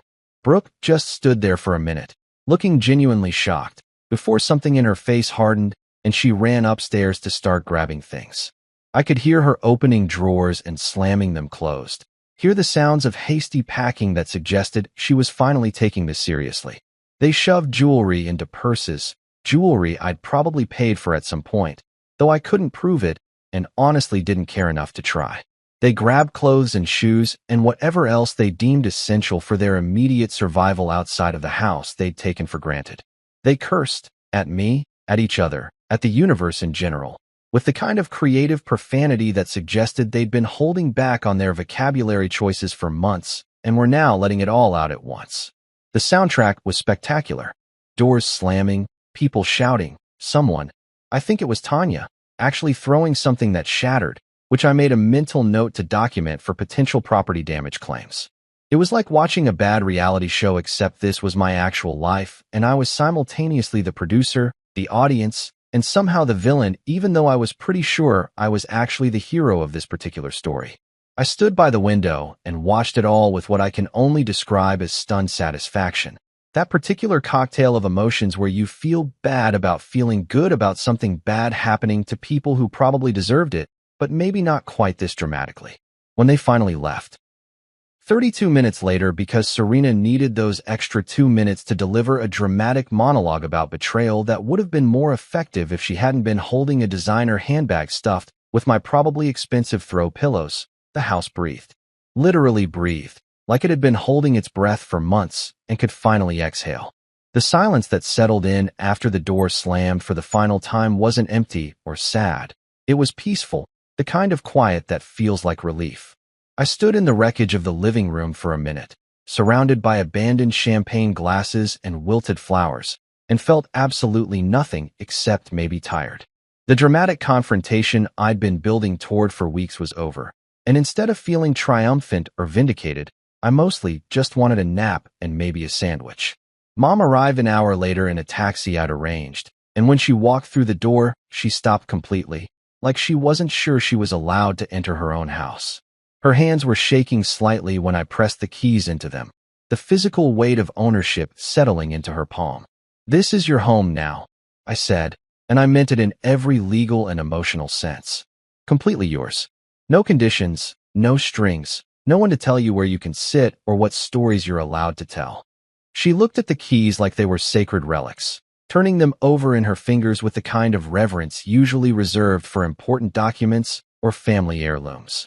Then she laughed, actually laughed, a sound that was half joy and half disbelief. And then she cried, tears running down her face while she smiled, emotions mixing together in that messy, complicated way that feelings do when you've been holding them in for too long. I don't know what to say, she whispered, and I hugged her because words weren't really necessary at that moment. Life didn't magically fix itself overnight like some kind of fairy tale where everything gets resolved in the final scene. The house still needed work. There were scuffs on the walls from hurried packing, a broken vase in the hallway that I'd need to clean up, that ridiculous floral wall that would require professional removal. The garden had been neglected and looked like it was staging a rebellion against organized plant life. But slowly, steadily, things patched themselves together. Mom started cooking again, real meals that filled the house with actual food smells instead of whatever expensive candle scent Serena had been obsessed with. She reclaimed her chair, her space, her right to exist without apologizing for it. Ava started coming over more. That's a whole other complicated story involving custody arrangements and difficult conversations. But when she did come, she'd curl up with her grandmother and listen to those stories about Pennsylvania coal country that she'd missed. Serena called 6 times in as many days, her voicemails evolving from angry to apologetic to desperate and finally to resigned. Each message was basically a script, some version of "I'm sorry," or "We need to talk," or "This isn't fair," and I let every single one go to voicemail. I'd listen to them once, file them away with the rest of my evidence collection, and then delete them from my phone if not from the cloud storage where everything lived permanently. Sometimes you collect voicemails like museum pieces, interesting artifacts from a previous era of your life, worth preserving for documentation purposes, but not worth responding to or putting on display in your actual living room. They existed in their own separate space, proof that it all really happened, but no longer relevant to the present moment. In the end, I didn't just reclaim a house with its mortgage and its scuffed walls and its garden full of rebellious plants. I reclaimed something bigger. Decency, self-respect, the basic principle that family means something more than shared DNA or legal documents. And I learned things that seemed obvious in hindsight but apparently needed to be learned through experience. Never underestimate your mother's capacity for resilience or her appetite for properly brewed tea. And never mistake silence for weakness just because someone chooses patience over immediate confrontation. Also, and this is a small tip for any future in-laws who might be reading this as some kind of cautionary tale. If you're going to throw a party in someone else's house, at least have the basic decency to vacuum afterward. And maybe, just maybe, consider whether the person whose name is on the mortgage might have opinions about champagne towers in their living room. My wife said, "I need to find out if big size really matters. You'll never know." "Don't worry." I just replied, "Okay." The next week, when she got back from girls' night out, her face froze in shock when she saw who opened the door. I still remember the night Clara dropped the bomb, and honestly, I wish I could forget it the way she apparently forgot our wedding vows. We were sitting on our worn-out sectional couch, the one we'd bought together during happier times, when we actually pretended to care about throw pillows and accent colors, watching some mindless reality TV show about people whose biggest problems involved choosing between 2 beach houses. The remote was in her hand, my feet were up on the coffee table, and I was halfway through a beer that had gone lukewarm because I'd been too lazy to get up during the commercial breaks. It was a Tuesday night, which meant it was officially the most boring day of the week, and I was perfectly content with that level of mundane existence. Then Clara turned to me with this look on her face, the kind of expression that should come with a warning label and maybe some emergency contact information, and she said the words that would permanently etch themselves into my brain like a tattoo I never asked for. "I need to find out if big size really matters. You'll never know. Don't worry. I'm going to be real with you." My brain didn't just pause. It completely blue-screened like a Windows 95 computer trying to run modern software. I blinked once, then twice, trying to process whether I'd actually heard what I thought I'd heard, or if I'd somehow slipped into an alternate dimension where my wife of 7 years had just casually announced her plans to test drive someone else's equipment. My heart didn't just skip a beat. It packed its bags, filed for early retirement, and moved to Florida without leaving a forwarding address. The beer in my hand suddenly felt heavier. The room got quieter, and somewhere in the distance, I'm pretty sure I could hear the universe laughing at me like I was the punchline to a joke I didn't even know I was part of. All I managed to say, and I'm still not sure if this was genius or the dumbest thing I've ever done, was a single word. Okay. That's it. Just okay. Not, what the hell did you just say? Or have you lost your entire mind? Or even, should I start packing your stuff now? Or would you like to do it yourself? Nope. Just a calm, collected, disturbingly peaceful okay that hung in the air like a fart in an elevator. You could have heard a pin drop. Hell, you could have heard the Wi-Fi signal disconnect. You could have heard her confidence crack like cheap porcelain. Clara's eyes went wide, and I watched her face cycle through about 15 different emotions in 3 seconds flat. Confusion, surprise, more confusion, a hint of disappointment, and then this weird mixture of relief and paranoia. She'd expected World War III, complete with screaming, plate throwing, and probably some dramatic storming out of the house. Instead, I gave her silence so calm and unbothered that it scared the living daylights out of her. She actually leaned back slightly, like I might explode at any second, but I just sat there sipping my lukewarm beer like she'd told me she was thinking about changing her hair color instead of test driving someone else's anatomy. 7 years of marriage. 7 whole years of waking up next to this woman, sharing bathroom space, arguing over whose turn it was to take out the trash, celebrating anniversaries, and pretending to care about her boring work stories about Janet from accounting. 7 years of thinking we had something real, something solid, something that could weather the storms of life and come out stronger on the other side. Turns out, what we actually had was Wi-Fi love. You know, the kind that works great when you're standing right next to the router, but the second you move to another room, or, God forbid, leave the house, the connection just dies. Strong signal when close, absolutely dead when apart. And apparently, Clara had been searching for a better connection, probably one with more bandwidth and fewer interruptions, if you catch my drift.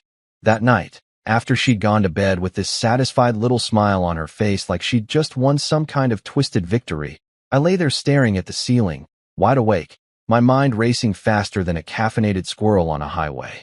The ceiling fan spun lazily overhead, and I counted the rotations like they might somehow add up to an answer that made sense. They didn't. Nothing made sense. I replayed the conversation over and over in my head, analyzing every word, every inflection, every micro-expression on her face, trying to figure out when exactly my marriage had turned into a bad sitcom that nobody asked for. Was it last month when she started going to the gym more? Was it 6 months ago when she suddenly needed girls' nights every Friday? Was it 2 years ago when she stopped laughing at my jokes and started laughing at her phone instead? The signs had probably been there all along, flashing like neon lights in Vegas. But I'd been too busy living my life and trusting my wife to notice that she'd already checked out of our relationship and into someone else's DMs.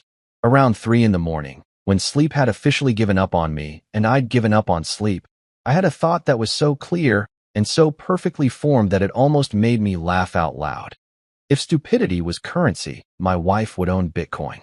Not just own it. She'd be a crypto billionaire, sitting on a digital fortune of dumb decisions and poor life choices.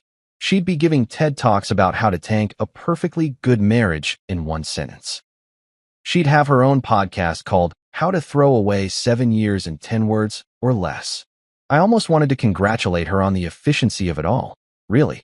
Most people take months or even years to completely destroy their relationships. But Clara? She'd managed to nuke hours in the time it takes to microwave popcorn.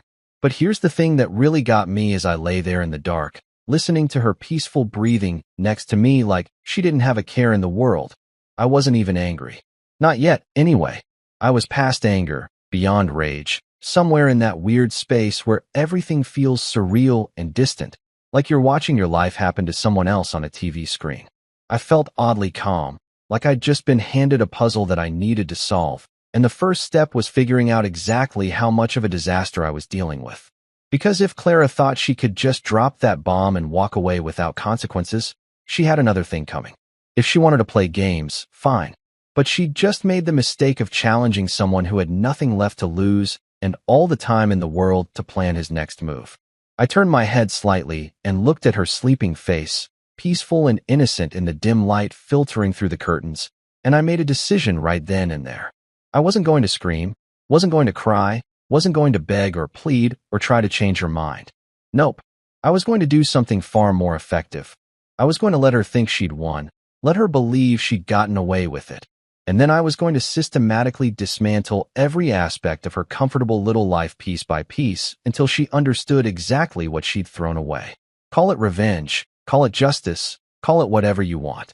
I called it Tuesday night, turning into the beginning of the greatest comeback story nobody asked for, but everyone was about to witness. The next morning arrived with all the enthusiasm of a Monday morning staff meeting, and I woke up to find Clara already in the shower, humming some pop song that I'm pretty sure was about love or heartbreak or some other ironic nonsense that didn't match her current life choices. I lay there for a moment, staring at the same ceiling I'd analyzed for about 4 hours the night before, and realized that I felt surprisingly good. Not good in the everything is fine way, but good in the I've got a mission now way. You know that feeling when you finally decide to clean out your garage after years of procrastination? That weird mix of determination and spite? Yeah. That's exactly where I was at. I rolled out of bed, stretched like I'd just had the best sleep of my life, even though I'd gotten maybe 3 hours, and decided that today was going to be the day I turned into a detective, except instead of a trench coat and a badge, I had pajama pants and a really strong desire for answers. I shuffled into the kitchen and started making pancakes, which was completely out of character for me on a Wednesday morning because let's be honest, I'm usually a cereal and coffee kind of guy who can barely function before 9 a.m. But today required fuel, and more importantly, today required me to look completely normal and unbothered, like my wife hadn't just told me she was planning to comparison shop in the infidelity department.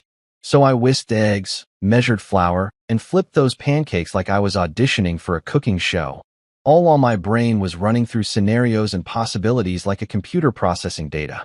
Clara came downstairs looking fresh and glowing. Probably because cheating apparently gives you the same energy boost as a green juice cleanse, and she actually seemed surprised that I was cooking. "What's the occasion?" she asked, and I just smiled and said, "No occasion, just felt like being nice." The look on her face was priceless. Confusion mixed with guilt mixed with relief that I wasn't acting like a suspicious husband. Perfect.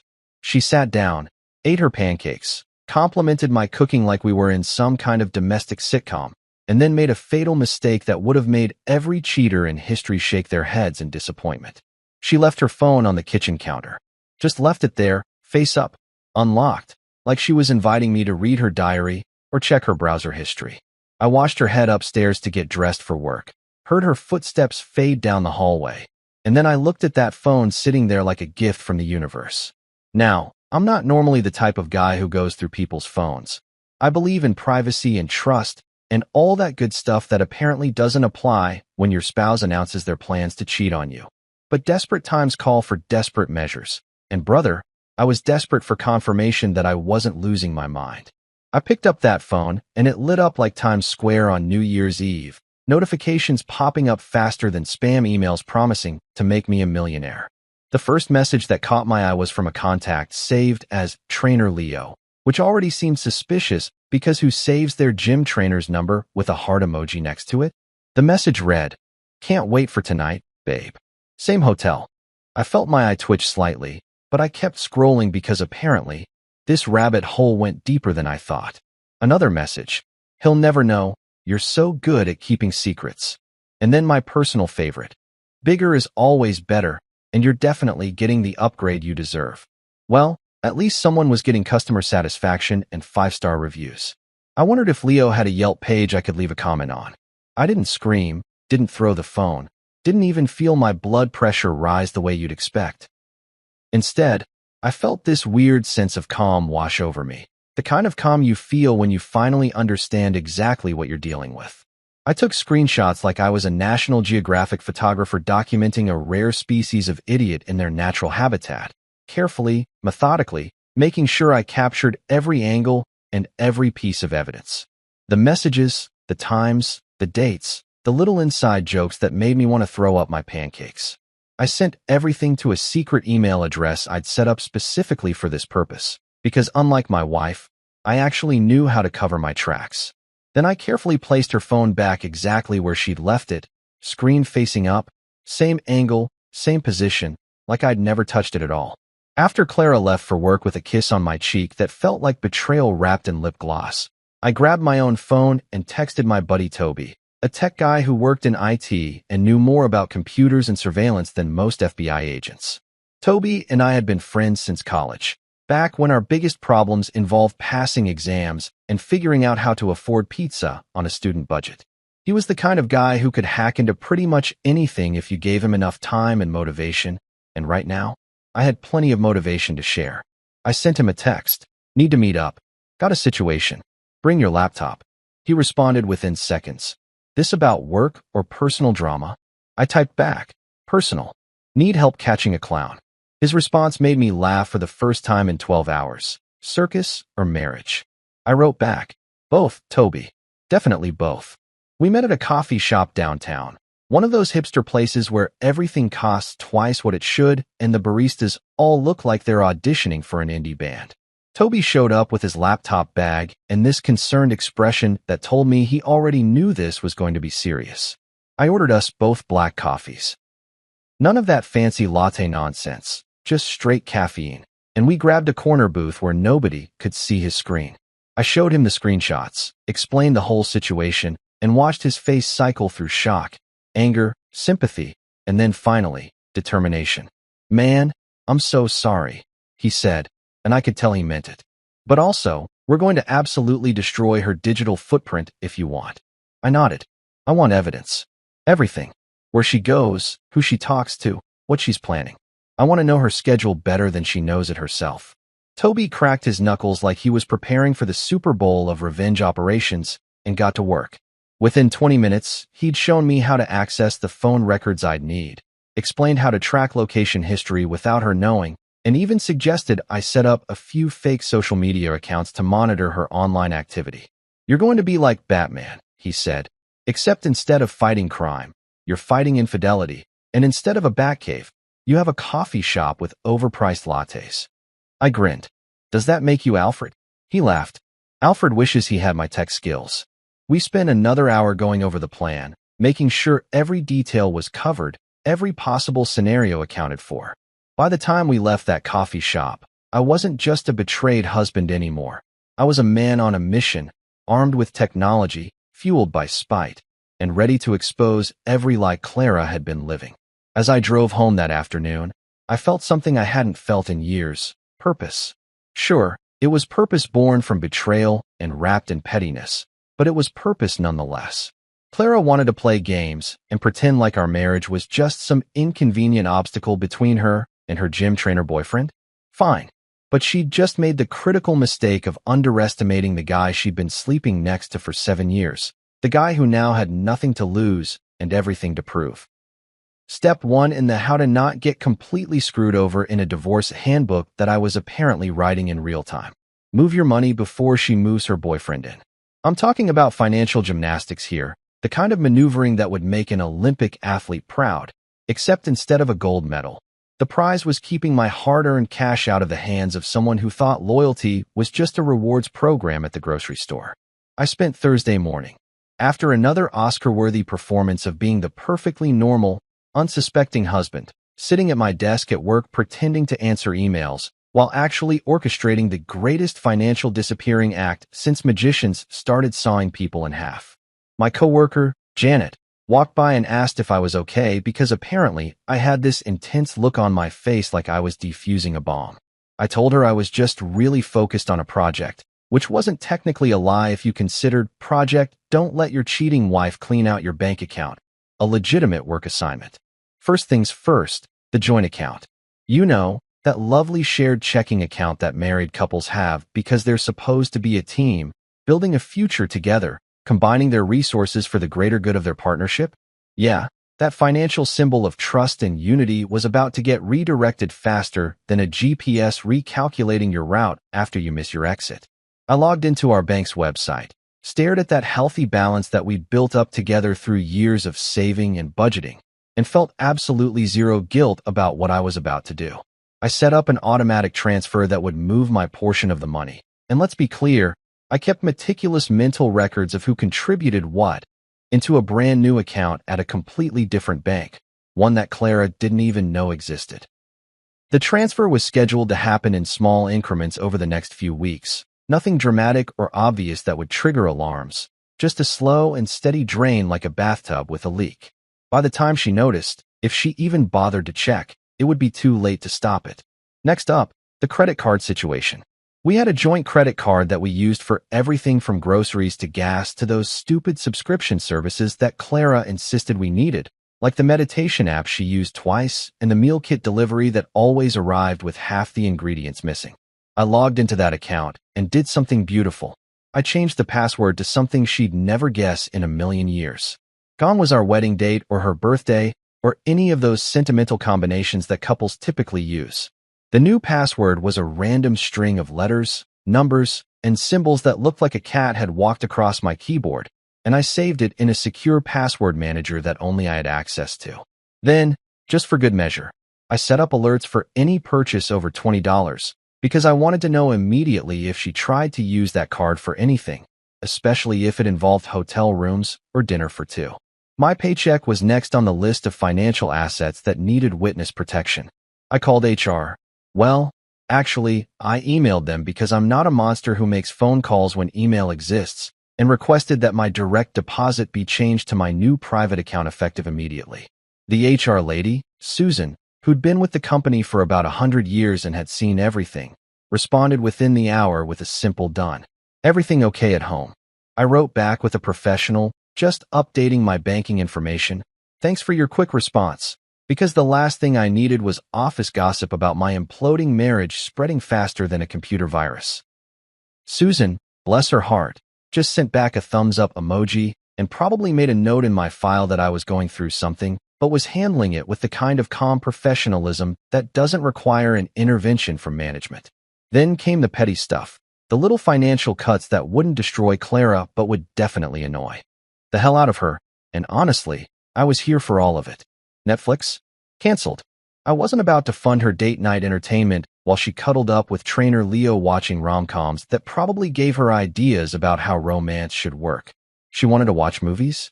She could get her own subscription or, better yet, ask her new boyfriend to add her to his account. Spotify? Change the password.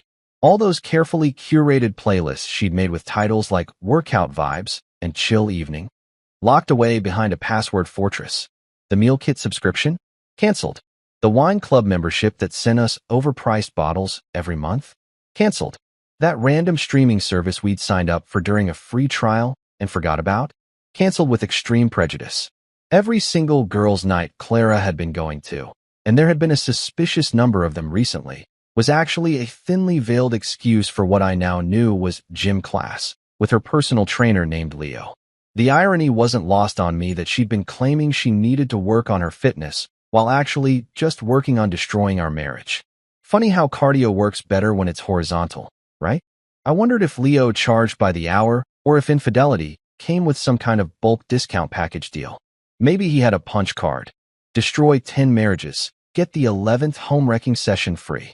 I made a mental note to leave him a detailed Yelp review once this was all over, complete with star ratings for professionalism, communication, and overall impact on ruining lives.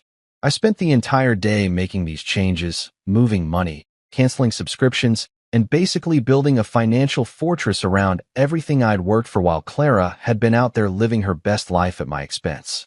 My friend Marcus from the gym, the actual gym, not the personal training session kind, texted me asking if I wanted to grab drinks after work, and I almost said yes just to celebrate my newfound skills in financial warfare, but I decided against it. I needed to stay focused, keep my head in the game, maintain this perfect facade of normalcy until the moment was right to let everything explode. Plus, I had more work to do. I needed to document everything, every transaction, every asset, every penny we owned together, because when this eventually went to court, and it absolutely would, I wanted to walk in with a paper trail so detailed it would make accountants weep with joy. Through all of this, I smiled. I smiled at my computer screen, smiled at my coworkers, smiled at the cashier when I stopped to grab lunch, smiled at absolutely everything. Because when a man stops reacting emotionally and starts planning strategically, that's when he becomes truly dangerous. Or at least, that's when he becomes a divorced man with a solid financial plan and a really good lawyer on speed dial. Clara wanted to play games? Fine. But she'd just entered a tournament she didn't even know she was playing, and I was already 3 moves ahead with a calculator, a spreadsheet, and a level of pettiness that even I didn't know I was capable of achieving. Every dollar I moved, every password I changed, every subscription I canceled was another brick in the wall I was building between her betrayal and my future financial security. She thought she was clever, sneaking around, keeping secrets, living this double life like she was starring in some kind of soap opera. But here's what she didn't realize. While she was busy planning her next hookup, I was planning her financial demolition, and let me tell you, I was really good at planning. By now, Clara was walking around the house like she'd just won the lottery, humming love songs that probably played during her little rendezvous sessions, practically floating through rooms like she was auditioning for a romantic comedy that nobody asked to see. She'd started wearing perfume again. Not the one I bought her for our anniversary 2 years ago that she claimed gave her headaches, but some new expensive stuff that smelled like it cost more than our monthly electric bill. She was doing that thing where she'd check her phone every 5 minutes and then smile at the screen like it had just told her the secrets to eternal happiness, which I guess in her mind, it kind of had. Meanwhile, I was playing the role of the oblivious husband so convincingly that I deserved an Emmy, an Oscar, and possibly a Nobel Peace Prize for not losing my absolute mind every time she walked past me with that satisfied smirk on her face. I played dumb better than a philosophy major pretending to understand their own thesis. When she'd giggle at her phone, I'd ask, "What's so funny?" with genuine curiosity in my voice, like I actually cared about whatever meme or inside joke she was sharing with her personal trainer turned personal disaster. She'd always say, "Oh, just something funny Sarah sent me," and I'd nod and go back to whatever I was pretending to be interested in, all while mentally adding another item to my growing list of lies she'd told me. Sarah, by the way, was her actual friend who probably had no idea she was being used as a cover story for an affair, and I almost felt bad for Sarah, because when this all came out, she was going to be just as shocked as everyone else. Almost felt bad, but not quite, because my sympathy reserves were running on empty and I was saving what little I had left for myself. The performance of a lifetime came one Friday evening when Clara announced she was heading out for another girls' night with her crew, wearing a black dress so tight that NASA could probably track her orbit from space. I'm talking about a dress that left absolutely nothing to the imagination, the kind of outfit you wear when you want to make sure someone notices you. And that someone definitely wasn't your husband sitting on the couch in sweatpants eating leftover pizza. She'd spent 2 hours getting ready, which should have been my first clue months ago that these girls' nights weren't actually about hanging out with girlfriends and sharing gossip over appetizers. I watched her apply makeup with the precision of a surgeon, straighten her hair until it looked like silk, and spray enough perfume to fumigate a small building. All while I sat there thinking about how much effort she was putting into looking good for someone who wasn't me. When she finally came downstairs, strutting in heels so high they could have been classified as dangerous weapons, she grabbed her purse and her keys and headed for the door. That's when I delivered my greatest line yet, the kind of line that would haunt her later when she realized how much I actually knew. I looked up from my phone, smiled my most genuine smile, and said, "Have fun tonight, babe. Don't worry, I'll keep the lights on for you." She paused for just a second, probably wondering if there was a hidden meaning behind my words, but then she just smiled back and said, "Thanks, honey," before clicking her way out the door and into her car. I watched through the window as she backed out of the driveway, waited until her taillights disappeared down the street, and then I allowed myself exactly 10 seconds to feel the weight of what was about to happen. Because here's the thing Clara didn't know, the beautiful detail she couldn't have possibly anticipated. I'd already set up the grand finale. While she'd been busy planning her evening of extracurricular activities, I'd been planning something far more entertaining, a family reunion she definitely didn't have on her calendar. I grabbed my phone and pulled up the message thread I'd been cultivating with her father, Mr. Raymond Lawson, a man so serious and intimidating that even Google probably thought twice before auto-completing his name in search results. This was a man who'd built his own business from nothing, who believed in old-school values like loyalty and honesty and keeping your word, and who absolutely did not tolerate any kind of disrespect to his family name. I'd met with him 3 days ago at his office downtown, a meeting I'd scheduled under the guise of wanting to discuss investment opportunities, which wasn't technically a lie if you considered investing in the truth and actual financial strategy. During that meeting, I'd laid out everything. The screenshots, the messages, the receipts from hotels and restaurants that Clara had cleverly hidden on a separate credit card she thought I didn't know about. Spoiler alert, Toby had found that too. I'd shown Mr. Lawson the GPS coordinates that tracked her phone to locations that definitely weren't the wine bars and restaurants she claimed to be visiting with her friends.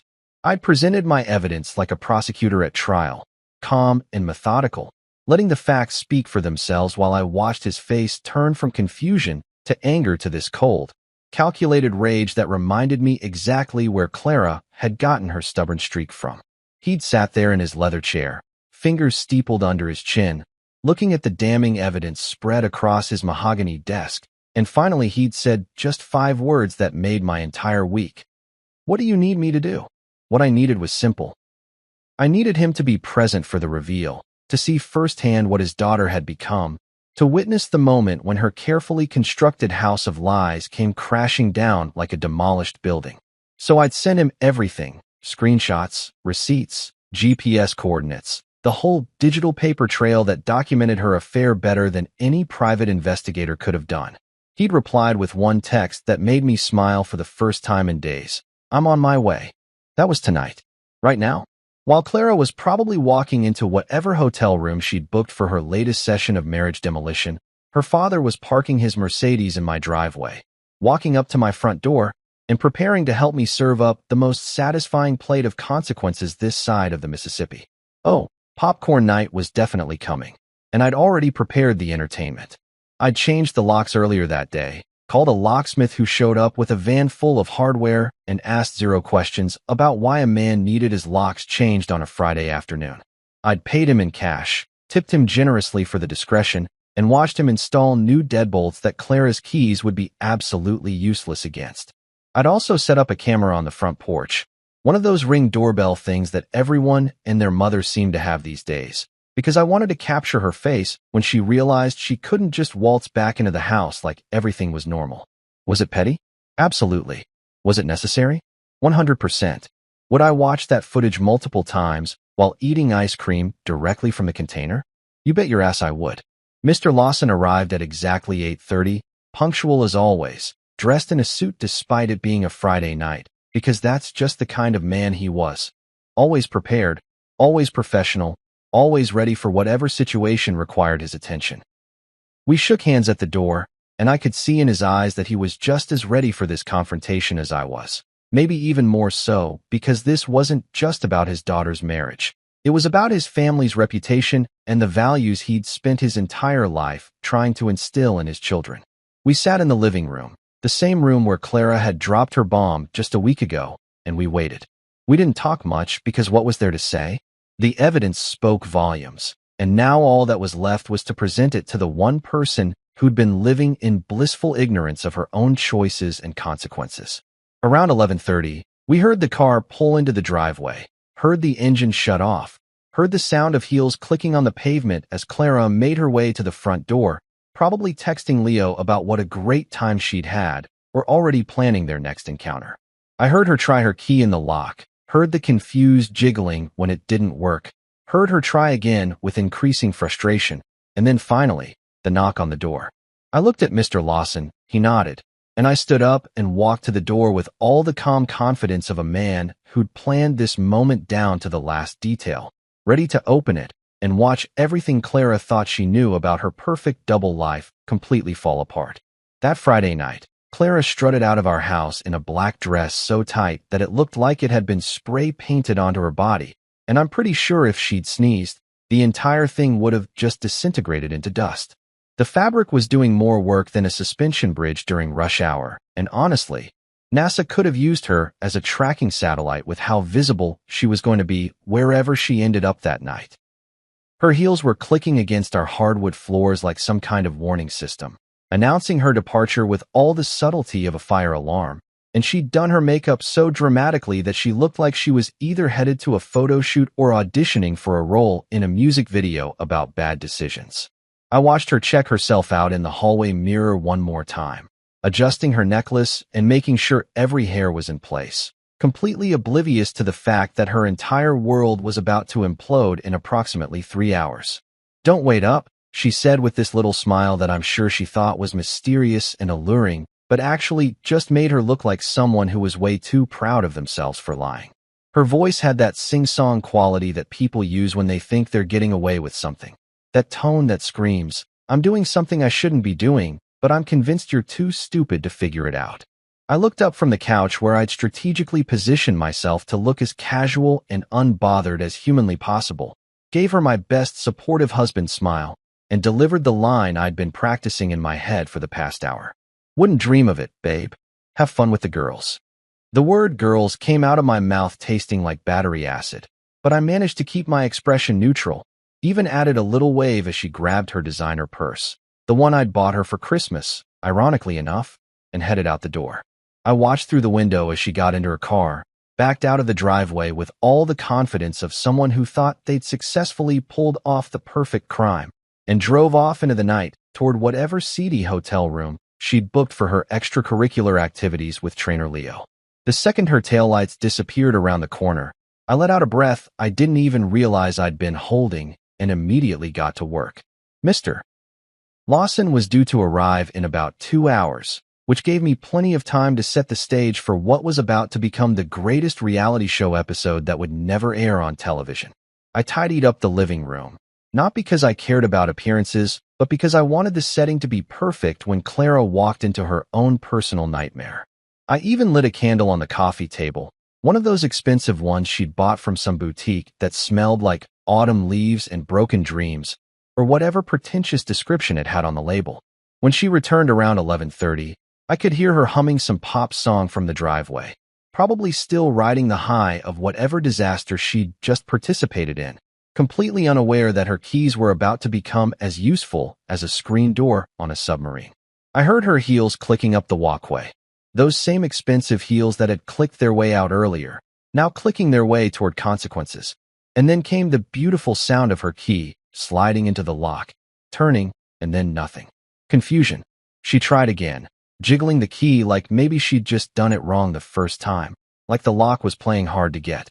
More jiggling, more confusion, and then I heard her mutter something under her breath that I couldn't quite make out, but I'm pretty sure involved some creative vocabulary. Then came the knock, tentative at first, then louder, then almost desperate, like she was knocking on the door to her own execution, which in a way, she kind of was. I looked over at Mr. Lawson, who was sitting in the armchair with his arms crossed and an expression on his face that could have frozen lava, and he gave me a single nod that said, "It's showtime."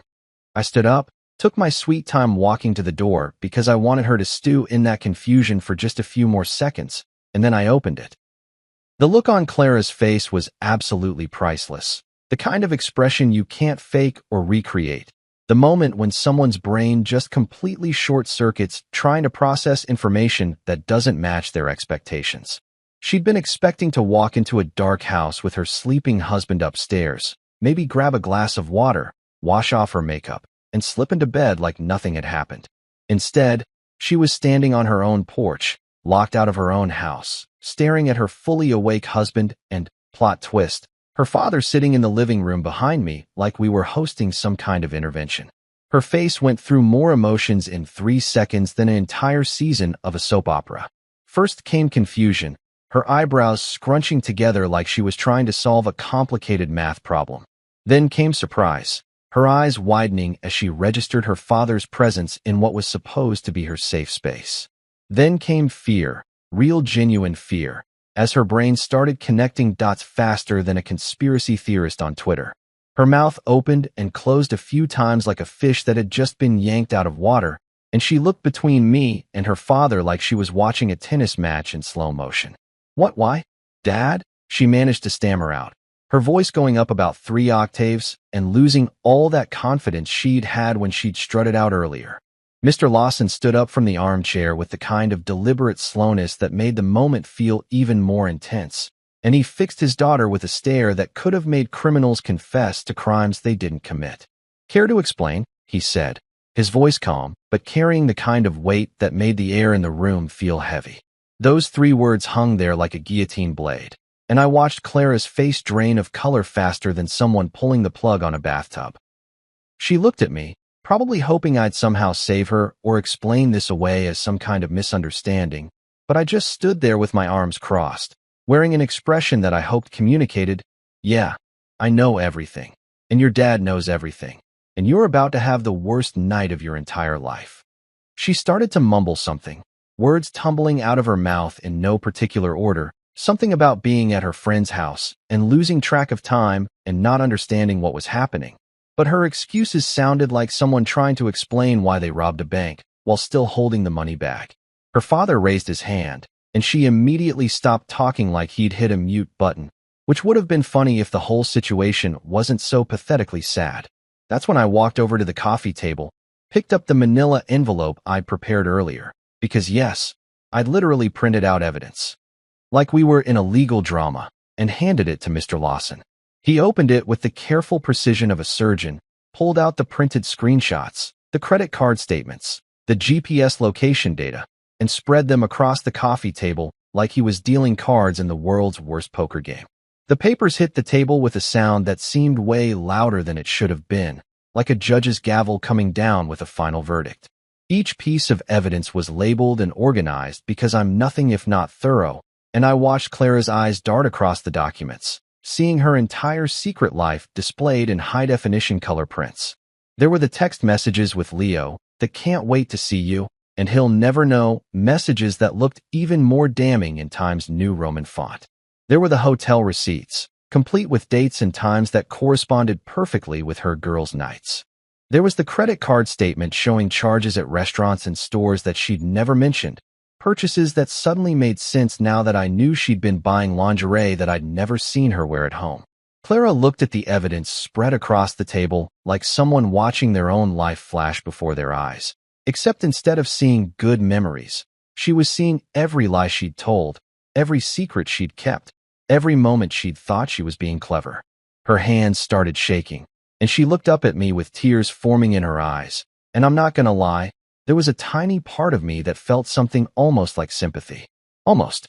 But then I remembered the smug look on her face when she'd walked out earlier, remembered the way she'd hummed love songs around the house, remembered the casual way she'd announced her intention to cheat on me, and that sympathy evaporated faster than water in the desert.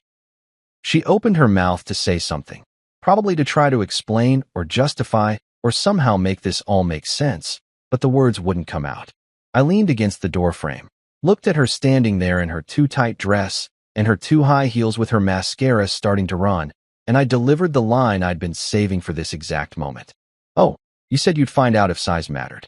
Congratulations, Clara. Now the truth's out, and it's in large print, size 72 font, visible from space." The sarcasm in my voice was thick enough to cut with a knife, and I saw her physically flinch like I'd slapped her. Her father's expression somehow got even colder, if that was possible, and he slowly began folding up the papers and putting them back in the envelope, his movements measured and controlled in that way that let you know someone was absolutely furious, but maintaining composure through sheer force of will. By morning, Clara's perfect life had gone on a crash diet, the kind of extreme weight loss program where you lose friends, money, and credibility all at once, and the only thing you're left with is regret and a really bad Yelp review of your own character. I woke up in my new apartment. Yeah, I'd already secured a place because unlike some people, I actually planned ahead, feeling more refreshed than I had in months, like I'd just completed a deep cleanse except instead of eliminating toxins from my body, I'd eliminated toxins from my entire existence. The morning sun was streaming through the windows of my studio apartment, which wasn't fancy, but it was mine, all mine, with nobody humming suspicious love songs or sneaking around behind my back.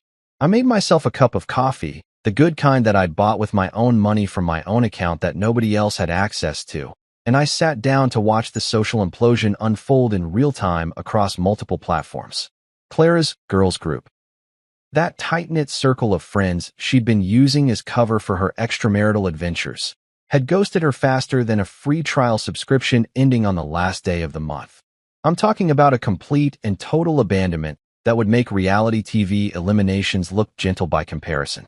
Her best friend Melissa, the one she'd known since college and claimed was like a sister, had unfollowed her on Instagram, blocked her on Facebook, and apparently told everyone in their social circle exactly what had gone down, complete with screenshots that I may or may not have anonymously provided to ensure the story was told accurately. Within 24 hours, Clara went from having a thriving social life to being more isolated than someone trying to make friends at a DMV waiting room. Her Instagram followers dropped by about 200 people overnight, which might not sound like a lot until you realize that most of those were actual friends and acquaintances who decided they wanted nothing to do with her drama. The group chat that she'd been part of for years, the one where they planned brunches and wine nights, and all those activities she'd used as alibis, had suddenly gone silent whenever she tried to contribute. I know this because Toby, my tech wizard friend who deserved a raise and possibly a statue erected in his honor, had shown me how to monitor certain things without directly violating any laws, staying just on the right side of the line between concerned ex-husband and criminal stalker. Clara would send messages to the group like, "Hey, anyone want to grab lunch this weekend?" And the response would be absolute crickets, the kind of deafening silence you get when everyone's read your message but nobody wants to acknowledge your existence. Then someone would change the subject completely, like, "Did anyone see that new Netflix show?" And the conversation would pick right back up without her, like she was a ghost haunting her own social circle. Her side guy, Leo, the personal trainer with apparently personal boundary issues, had blocked her number faster than you could say terrible life choices. I found this out through a mutual acquaintance who worked at the same gym, a guy named Derek who'd heard the whole story through the fitness industry grapevine and couldn't wait to share the gossip with me over beers one night. Apparently, Leo had gotten wind that Clara's father was involved and that there might be legal consequences heading his way like a freight train with no brakes, and he'd decided that discretion was the better part of not getting sued into oblivion. He'd blocked her on everything: phone, social media, email, probably carrier pigeon if that was still a thing, and had suddenly become very interested in training clients on the other side of town, far away from any potential confrontations with angry fathers or betrayed husbands. Derek told me that Leo had even considered changing gyms entirely, maybe moving to a different state, possibly changing his identity and joining the witness protection program, if such a thing existed for homewreckers. Clara's father, the formidable Mr. Lawson, had frozen her allowance with the kind of swift decisiveness that would make a corporate CEO proud. See, what I hadn't mentioned before was that despite being a grown woman with a job, Clara had been receiving a monthly stipend from her wealthy father, a little cushion of money that she used for shopping and spa days, and apparently funding her affair hotel rooms. That gravy train had derailed spectacularly, and suddenly Clara was facing the reality of living on just her own salary, which was decent, but nowhere near enough to maintain the lifestyle she'd become accustomed to. No more spontaneous shopping trips to high-end boutiques, no more expensive brunches at trendy restaurants, no more buying designer purses that cost more than most people's monthly rent. She was about to learn what the rest of us normal people already knew, that money doesn't grow on trees, and when you betray your family, sometimes your family decides to teach you about financial responsibility the hard way. Even her own mother had texted me, which was perhaps the most surprising development in this entire saga. Mrs. Lawson, a sweet woman who'd always been kind to me and who I genuinely liked despite her daughter's catastrophic personality flaws, sent me a message that simply read, "Good riddance. You deserve better. Come over for dinner sometime." I actually had to read that text 3 times to make sure I wasn't hallucinating, because getting support from your ex-mother-in-law is like finding a unicorn in your backyard. It just doesn't happen in the normal course of human events. But there it was, clear as day, an invitation to maintain a relationship with Clara's own mother, while Clara herself was being excommunicated from the family like she'd committed treason. I responded with a polite, "Thank you. I'd love that," and made a mental note to bring wine to that dinner because Mrs. Lawson had always appreciated a good bottle of Merlot. Meanwhile, I went to work like absolutely nothing had happened, like my entire life hadn't just undergone a complete transformation over the past week and a half. I walked into the office Monday morning with my usual coffee in hand, sat down at my desk, and started working through my emails like I was the most stable, well-adjusted person in the entire building. People asked me how my weekend was, and I gave them generic answers like, pretty good, caught up on some sleep, or just relaxed, nothing special, because the last thing I needed was to become the office gossip topic. But here's the thing. People noticed something was different about me.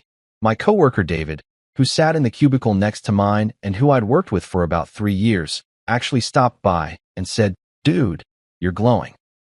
Did you win the lottery or something?"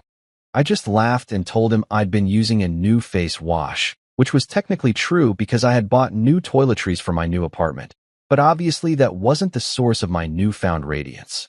The truth was, I was glowing because I'd shed about 130 pounds of dead weight named Clara, and the freedom felt better than any vacation or promotion or material purchase ever could.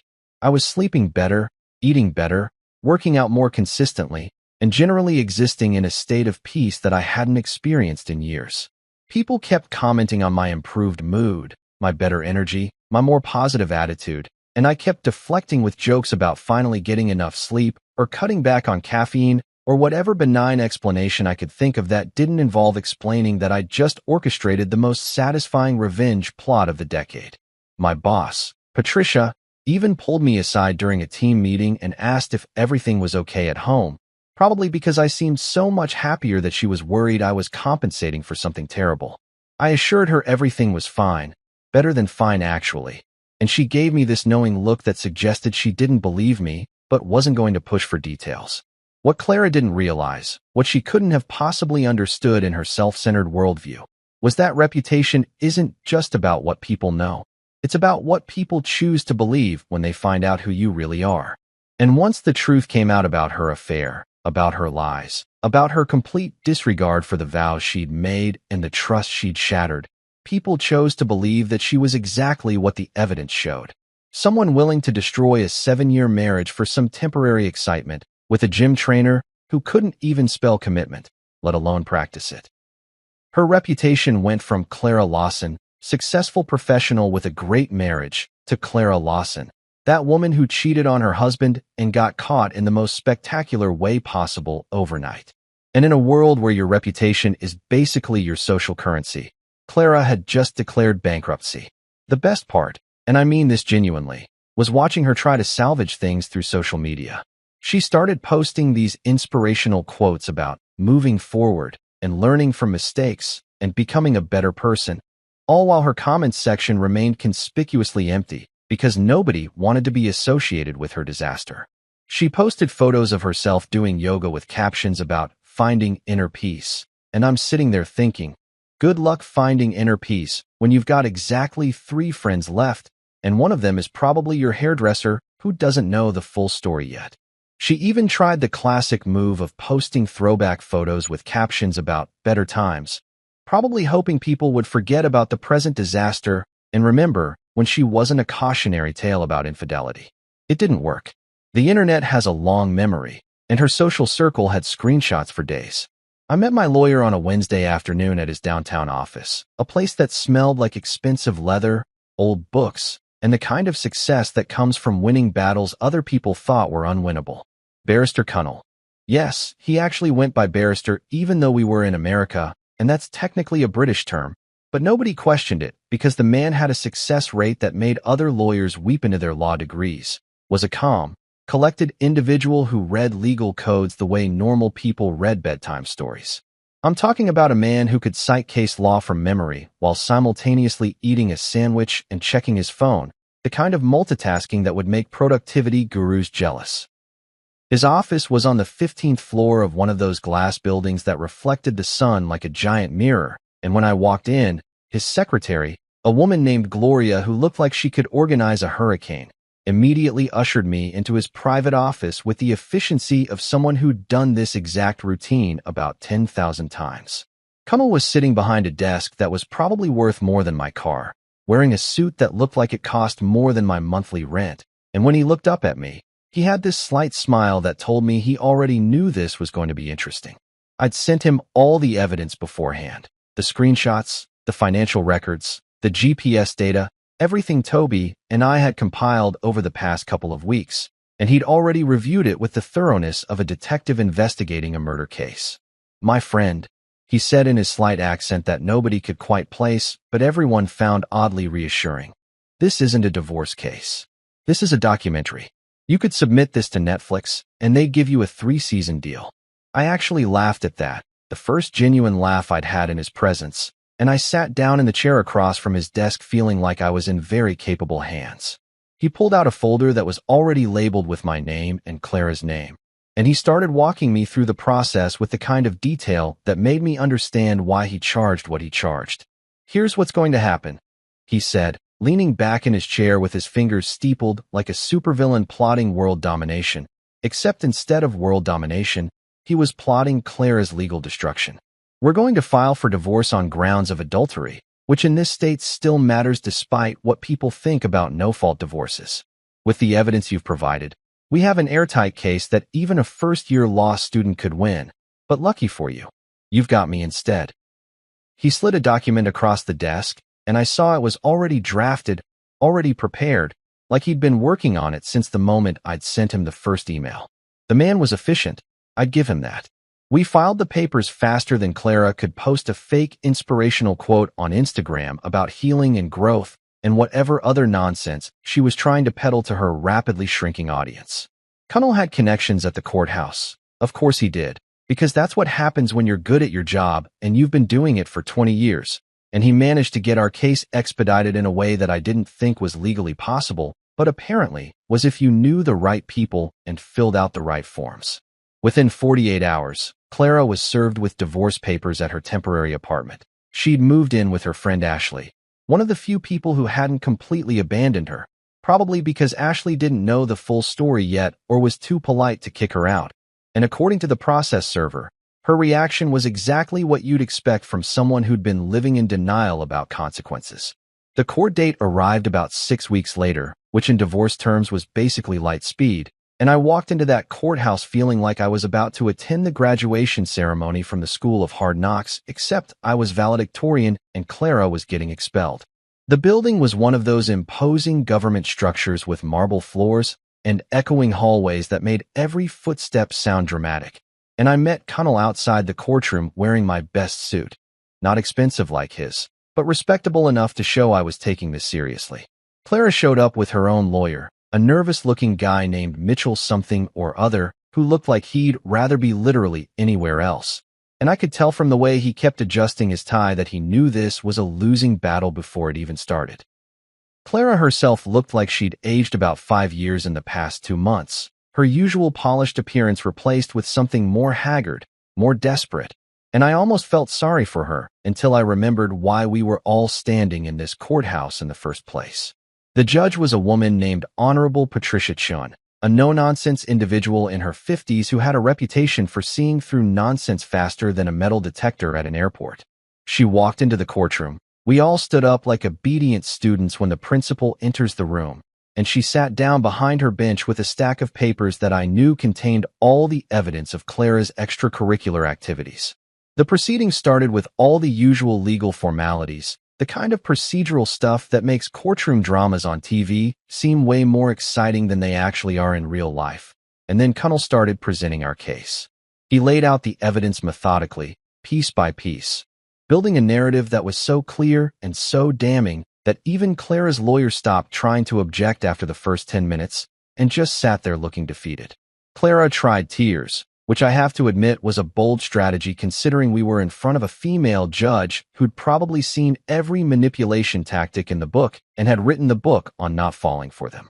She dabbed at her eyes with a tissue, sniffled dramatically, and tried to give this whole performance about how she'd made a mistake and how she was sorry and how she hoped we could work things out. And I watched Judge Chin's face remain completely unmoved, like she was watching a really bad community theater production and trying to be polite about it. The judge looked unimpressed, and that's putting it mildly, like someone had just tried to sell her oceanfront property in Arizona. Even the clerk, a middle-aged woman named Dorothy who'd probably witnessed thousands of divorce proceedings, muttered something under her breath that sounded suspiciously like, "Nice try, madam," though she was professional enough to keep her expression neutral when the judge glanced her way. When we got to the financial part of the proceedings, where we discussed asset division and who got what, Clara's lawyer tried to argue that she deserved half of everything, because that's how community property works in our state.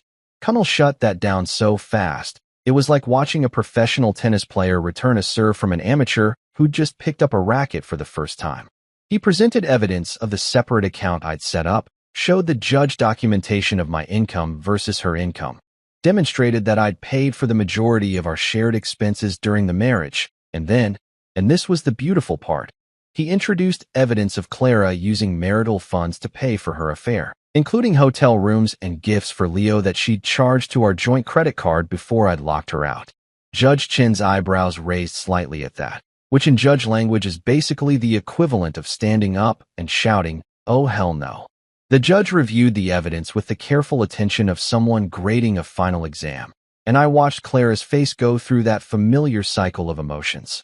Hope, confusion, fear, resignation, as she slowly realized that this wasn't going to end the way she'd probably fantasized it would. Her lawyer tried one last desperate argument about emotional distress or some nonsense, and Connell countered with a reminder that emotional distress typically refers to the person who was cheated on, not the person who did the cheating, and Judge Chun actually nodded in agreement. When the judge finally rendered her decision, it was swift and brutal in its clarity. The marriage was dissolved. I would keep the majority of our assets since I'd earned them and she'd spent them on an affair. She would get basically nothing except her personal belongings and her car, and there would be no alimony because, and I quote, "Adultery negates any claim to spousal support in cases where the evidence is this overwhelmingly clear." When Clara realized she'd be leaving this marriage with essentially nothing except the clothes on her back and a severely damaged reputation, she cried harder.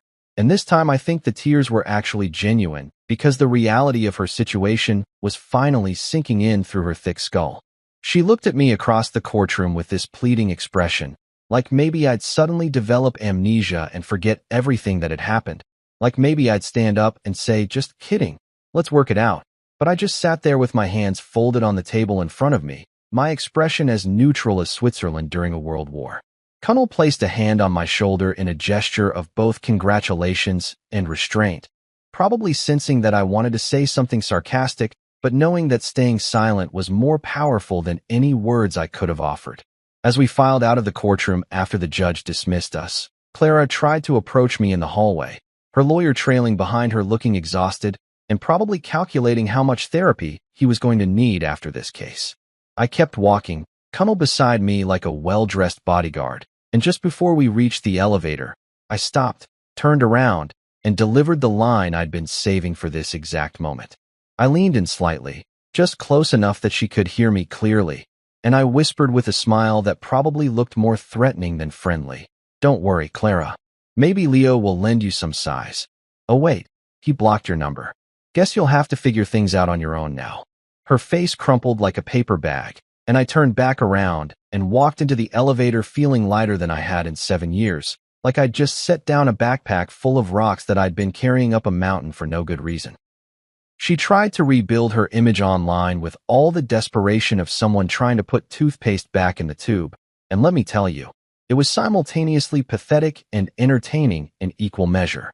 About 2 weeks after the divorce was finalized, Clara launched what I can only describe as a full-scale social media rehabilitation campaign that would have made political spin doctors proud if it wasn't so transparently fake. Her Instagram feed suddenly transformed into this carefully curated collection of inspirational content that screamed, "I'm definitely not the person who destroyed my marriage for a gym trainer." The posts started appearing with alarming frequency. Photos of sunrises with captions like "Healing Sparkles, New Beginning Sparkles," and pictures of coffee cups next to open journals with quotes about finding yourself after losing your way and becoming the woman you were meant to be.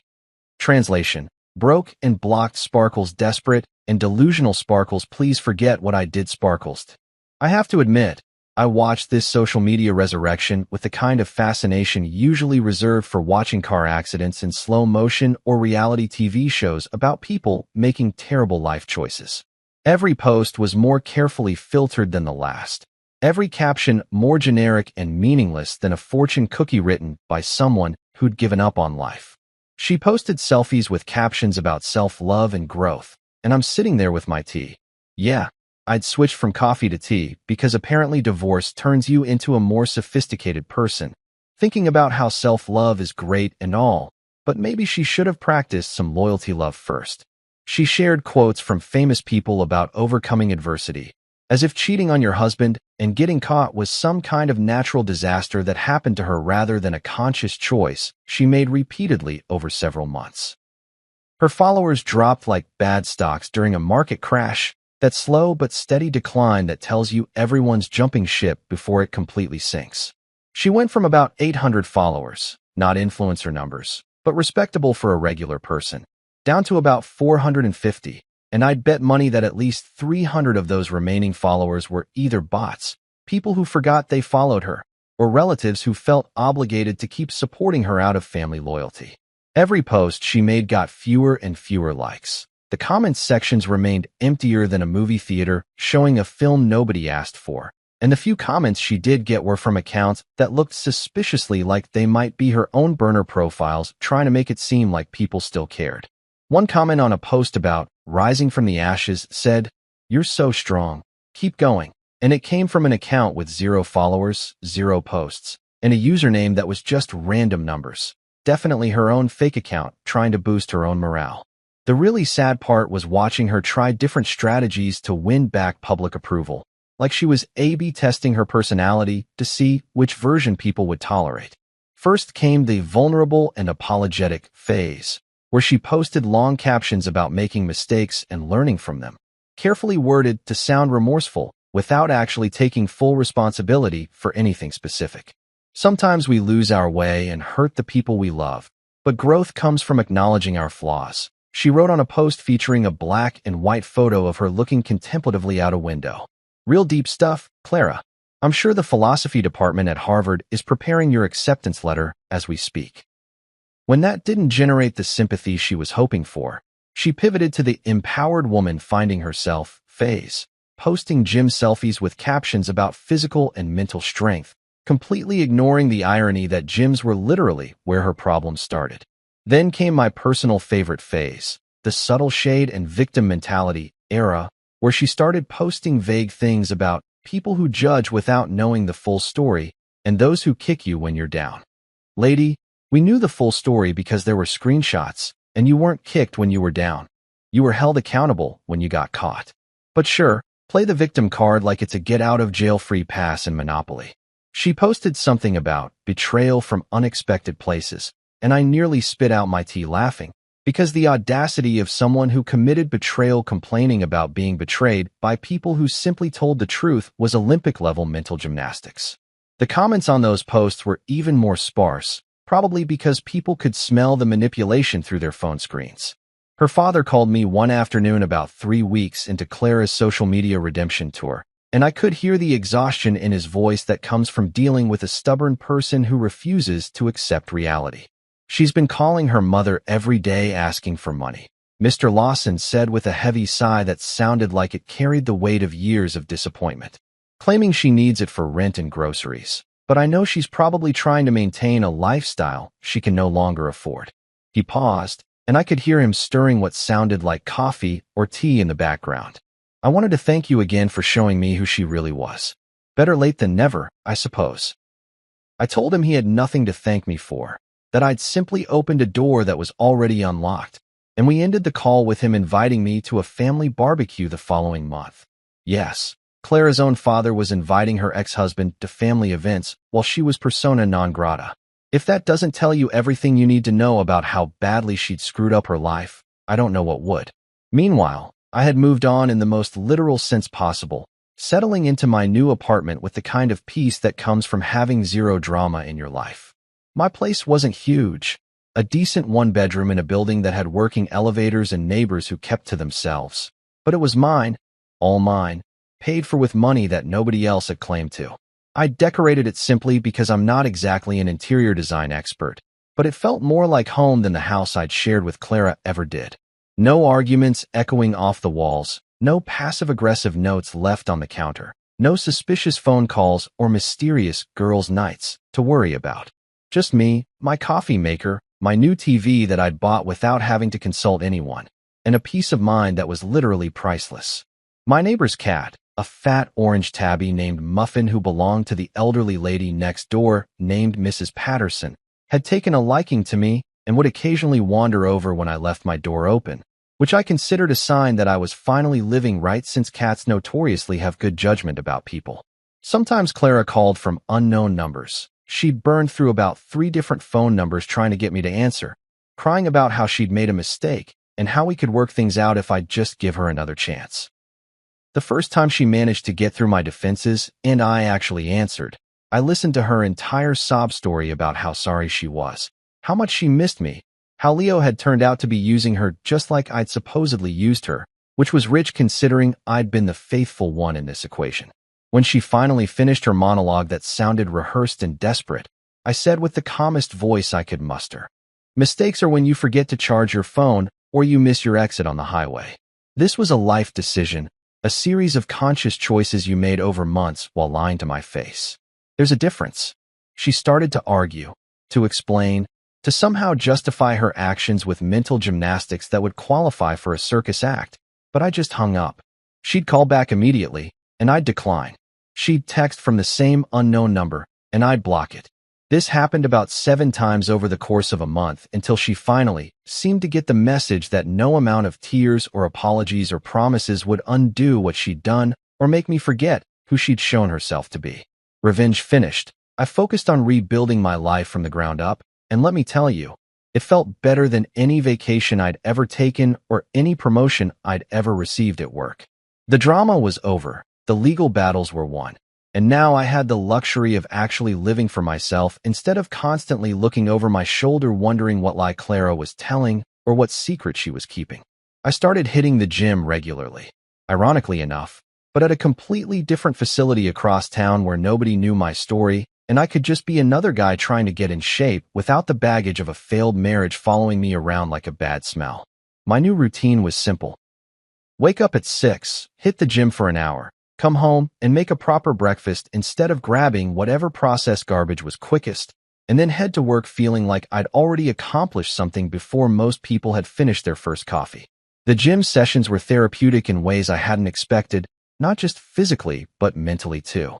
There's something about lifting weights and running on a treadmill that clears your head better than any meditation app or therapy session ever could, and I found myself actually enjoying the process instead of seeing it as a chore.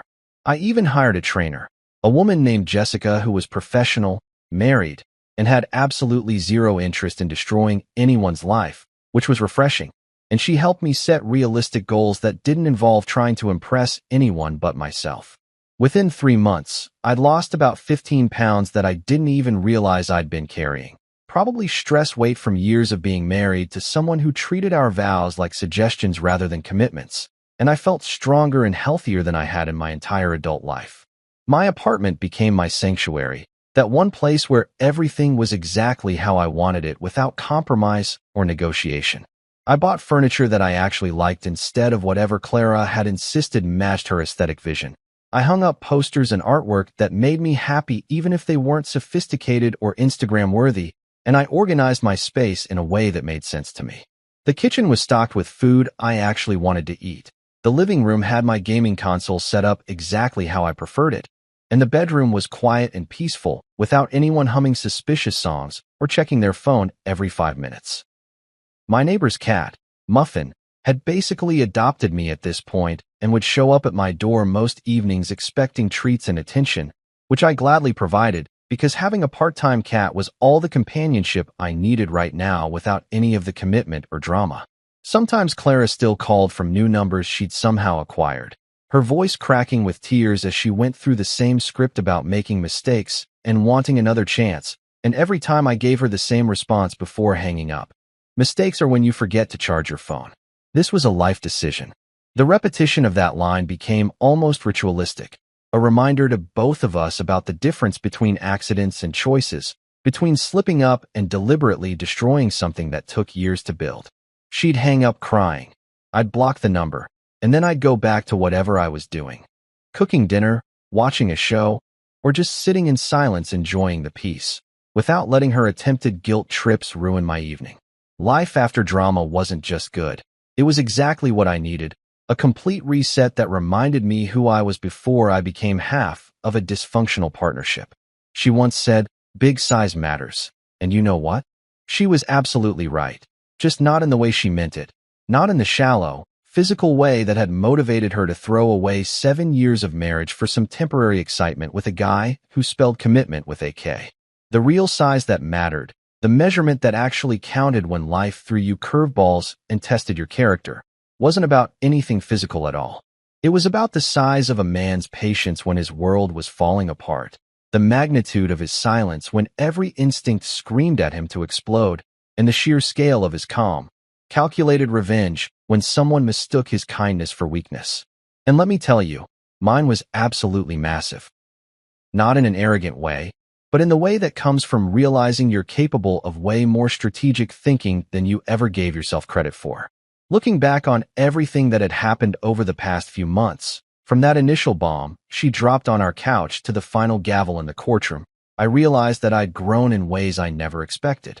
Not just physically from the gym sessions with Jessica, though the 15 pounds lost and the muscle gained were definitely nice perks, but emotionally and mentally in ways that would have seemed impossible when I was lying awake that first night staring at the ceiling wondering how my life had derailed so spectacularly. I'd learned that sometimes the best response to chaos isn't more chaos, but rather a calm, methodical approach to dismantling the source of that chaos piece by piece. I discovered that revenge doesn't have to be loud or violent or dramatic like in the movies. Sometimes the most effective revenge is simply letting someone experience the natural consequences of their own terrible decisions while you sit back with popcorn and watch the show. Now Clara was alone, genuinely alone in a way that probably felt heavier than any loneliness she'd experienced before, because this wasn't the kind of alone that comes from being single or independent. This was the alone that comes from having burned every bridge, exhausted every relationship, and destroyed every bit of trust people had in you. She was broke, living in a studio apartment that probably cost more than she could afford on just her salary without her father's financial support. Working the same job, but now with the added bonus of everyone knowing her as that woman who cheated on her husband. She was trending for all the wrong reasons in our social circle.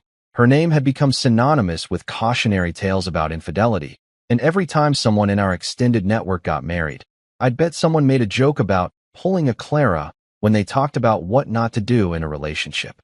I didn't destroy her, and this is important. This is the part that let me sleep soundly at night without any guilt weighing on my conscience. I simply let her press self-destruct and then stepped out of the blast radius. Every consequence she faced was a direct result of choices she made, lies she told, and trust she shattered with her own hands. I didn't spread rumors because I didn't need to. The truth was damning enough on its own. I didn't sabotage her relationships because she did that herself by being the kind of person who treated loyalty like an optional subscription service she could cancel whenever she got bored.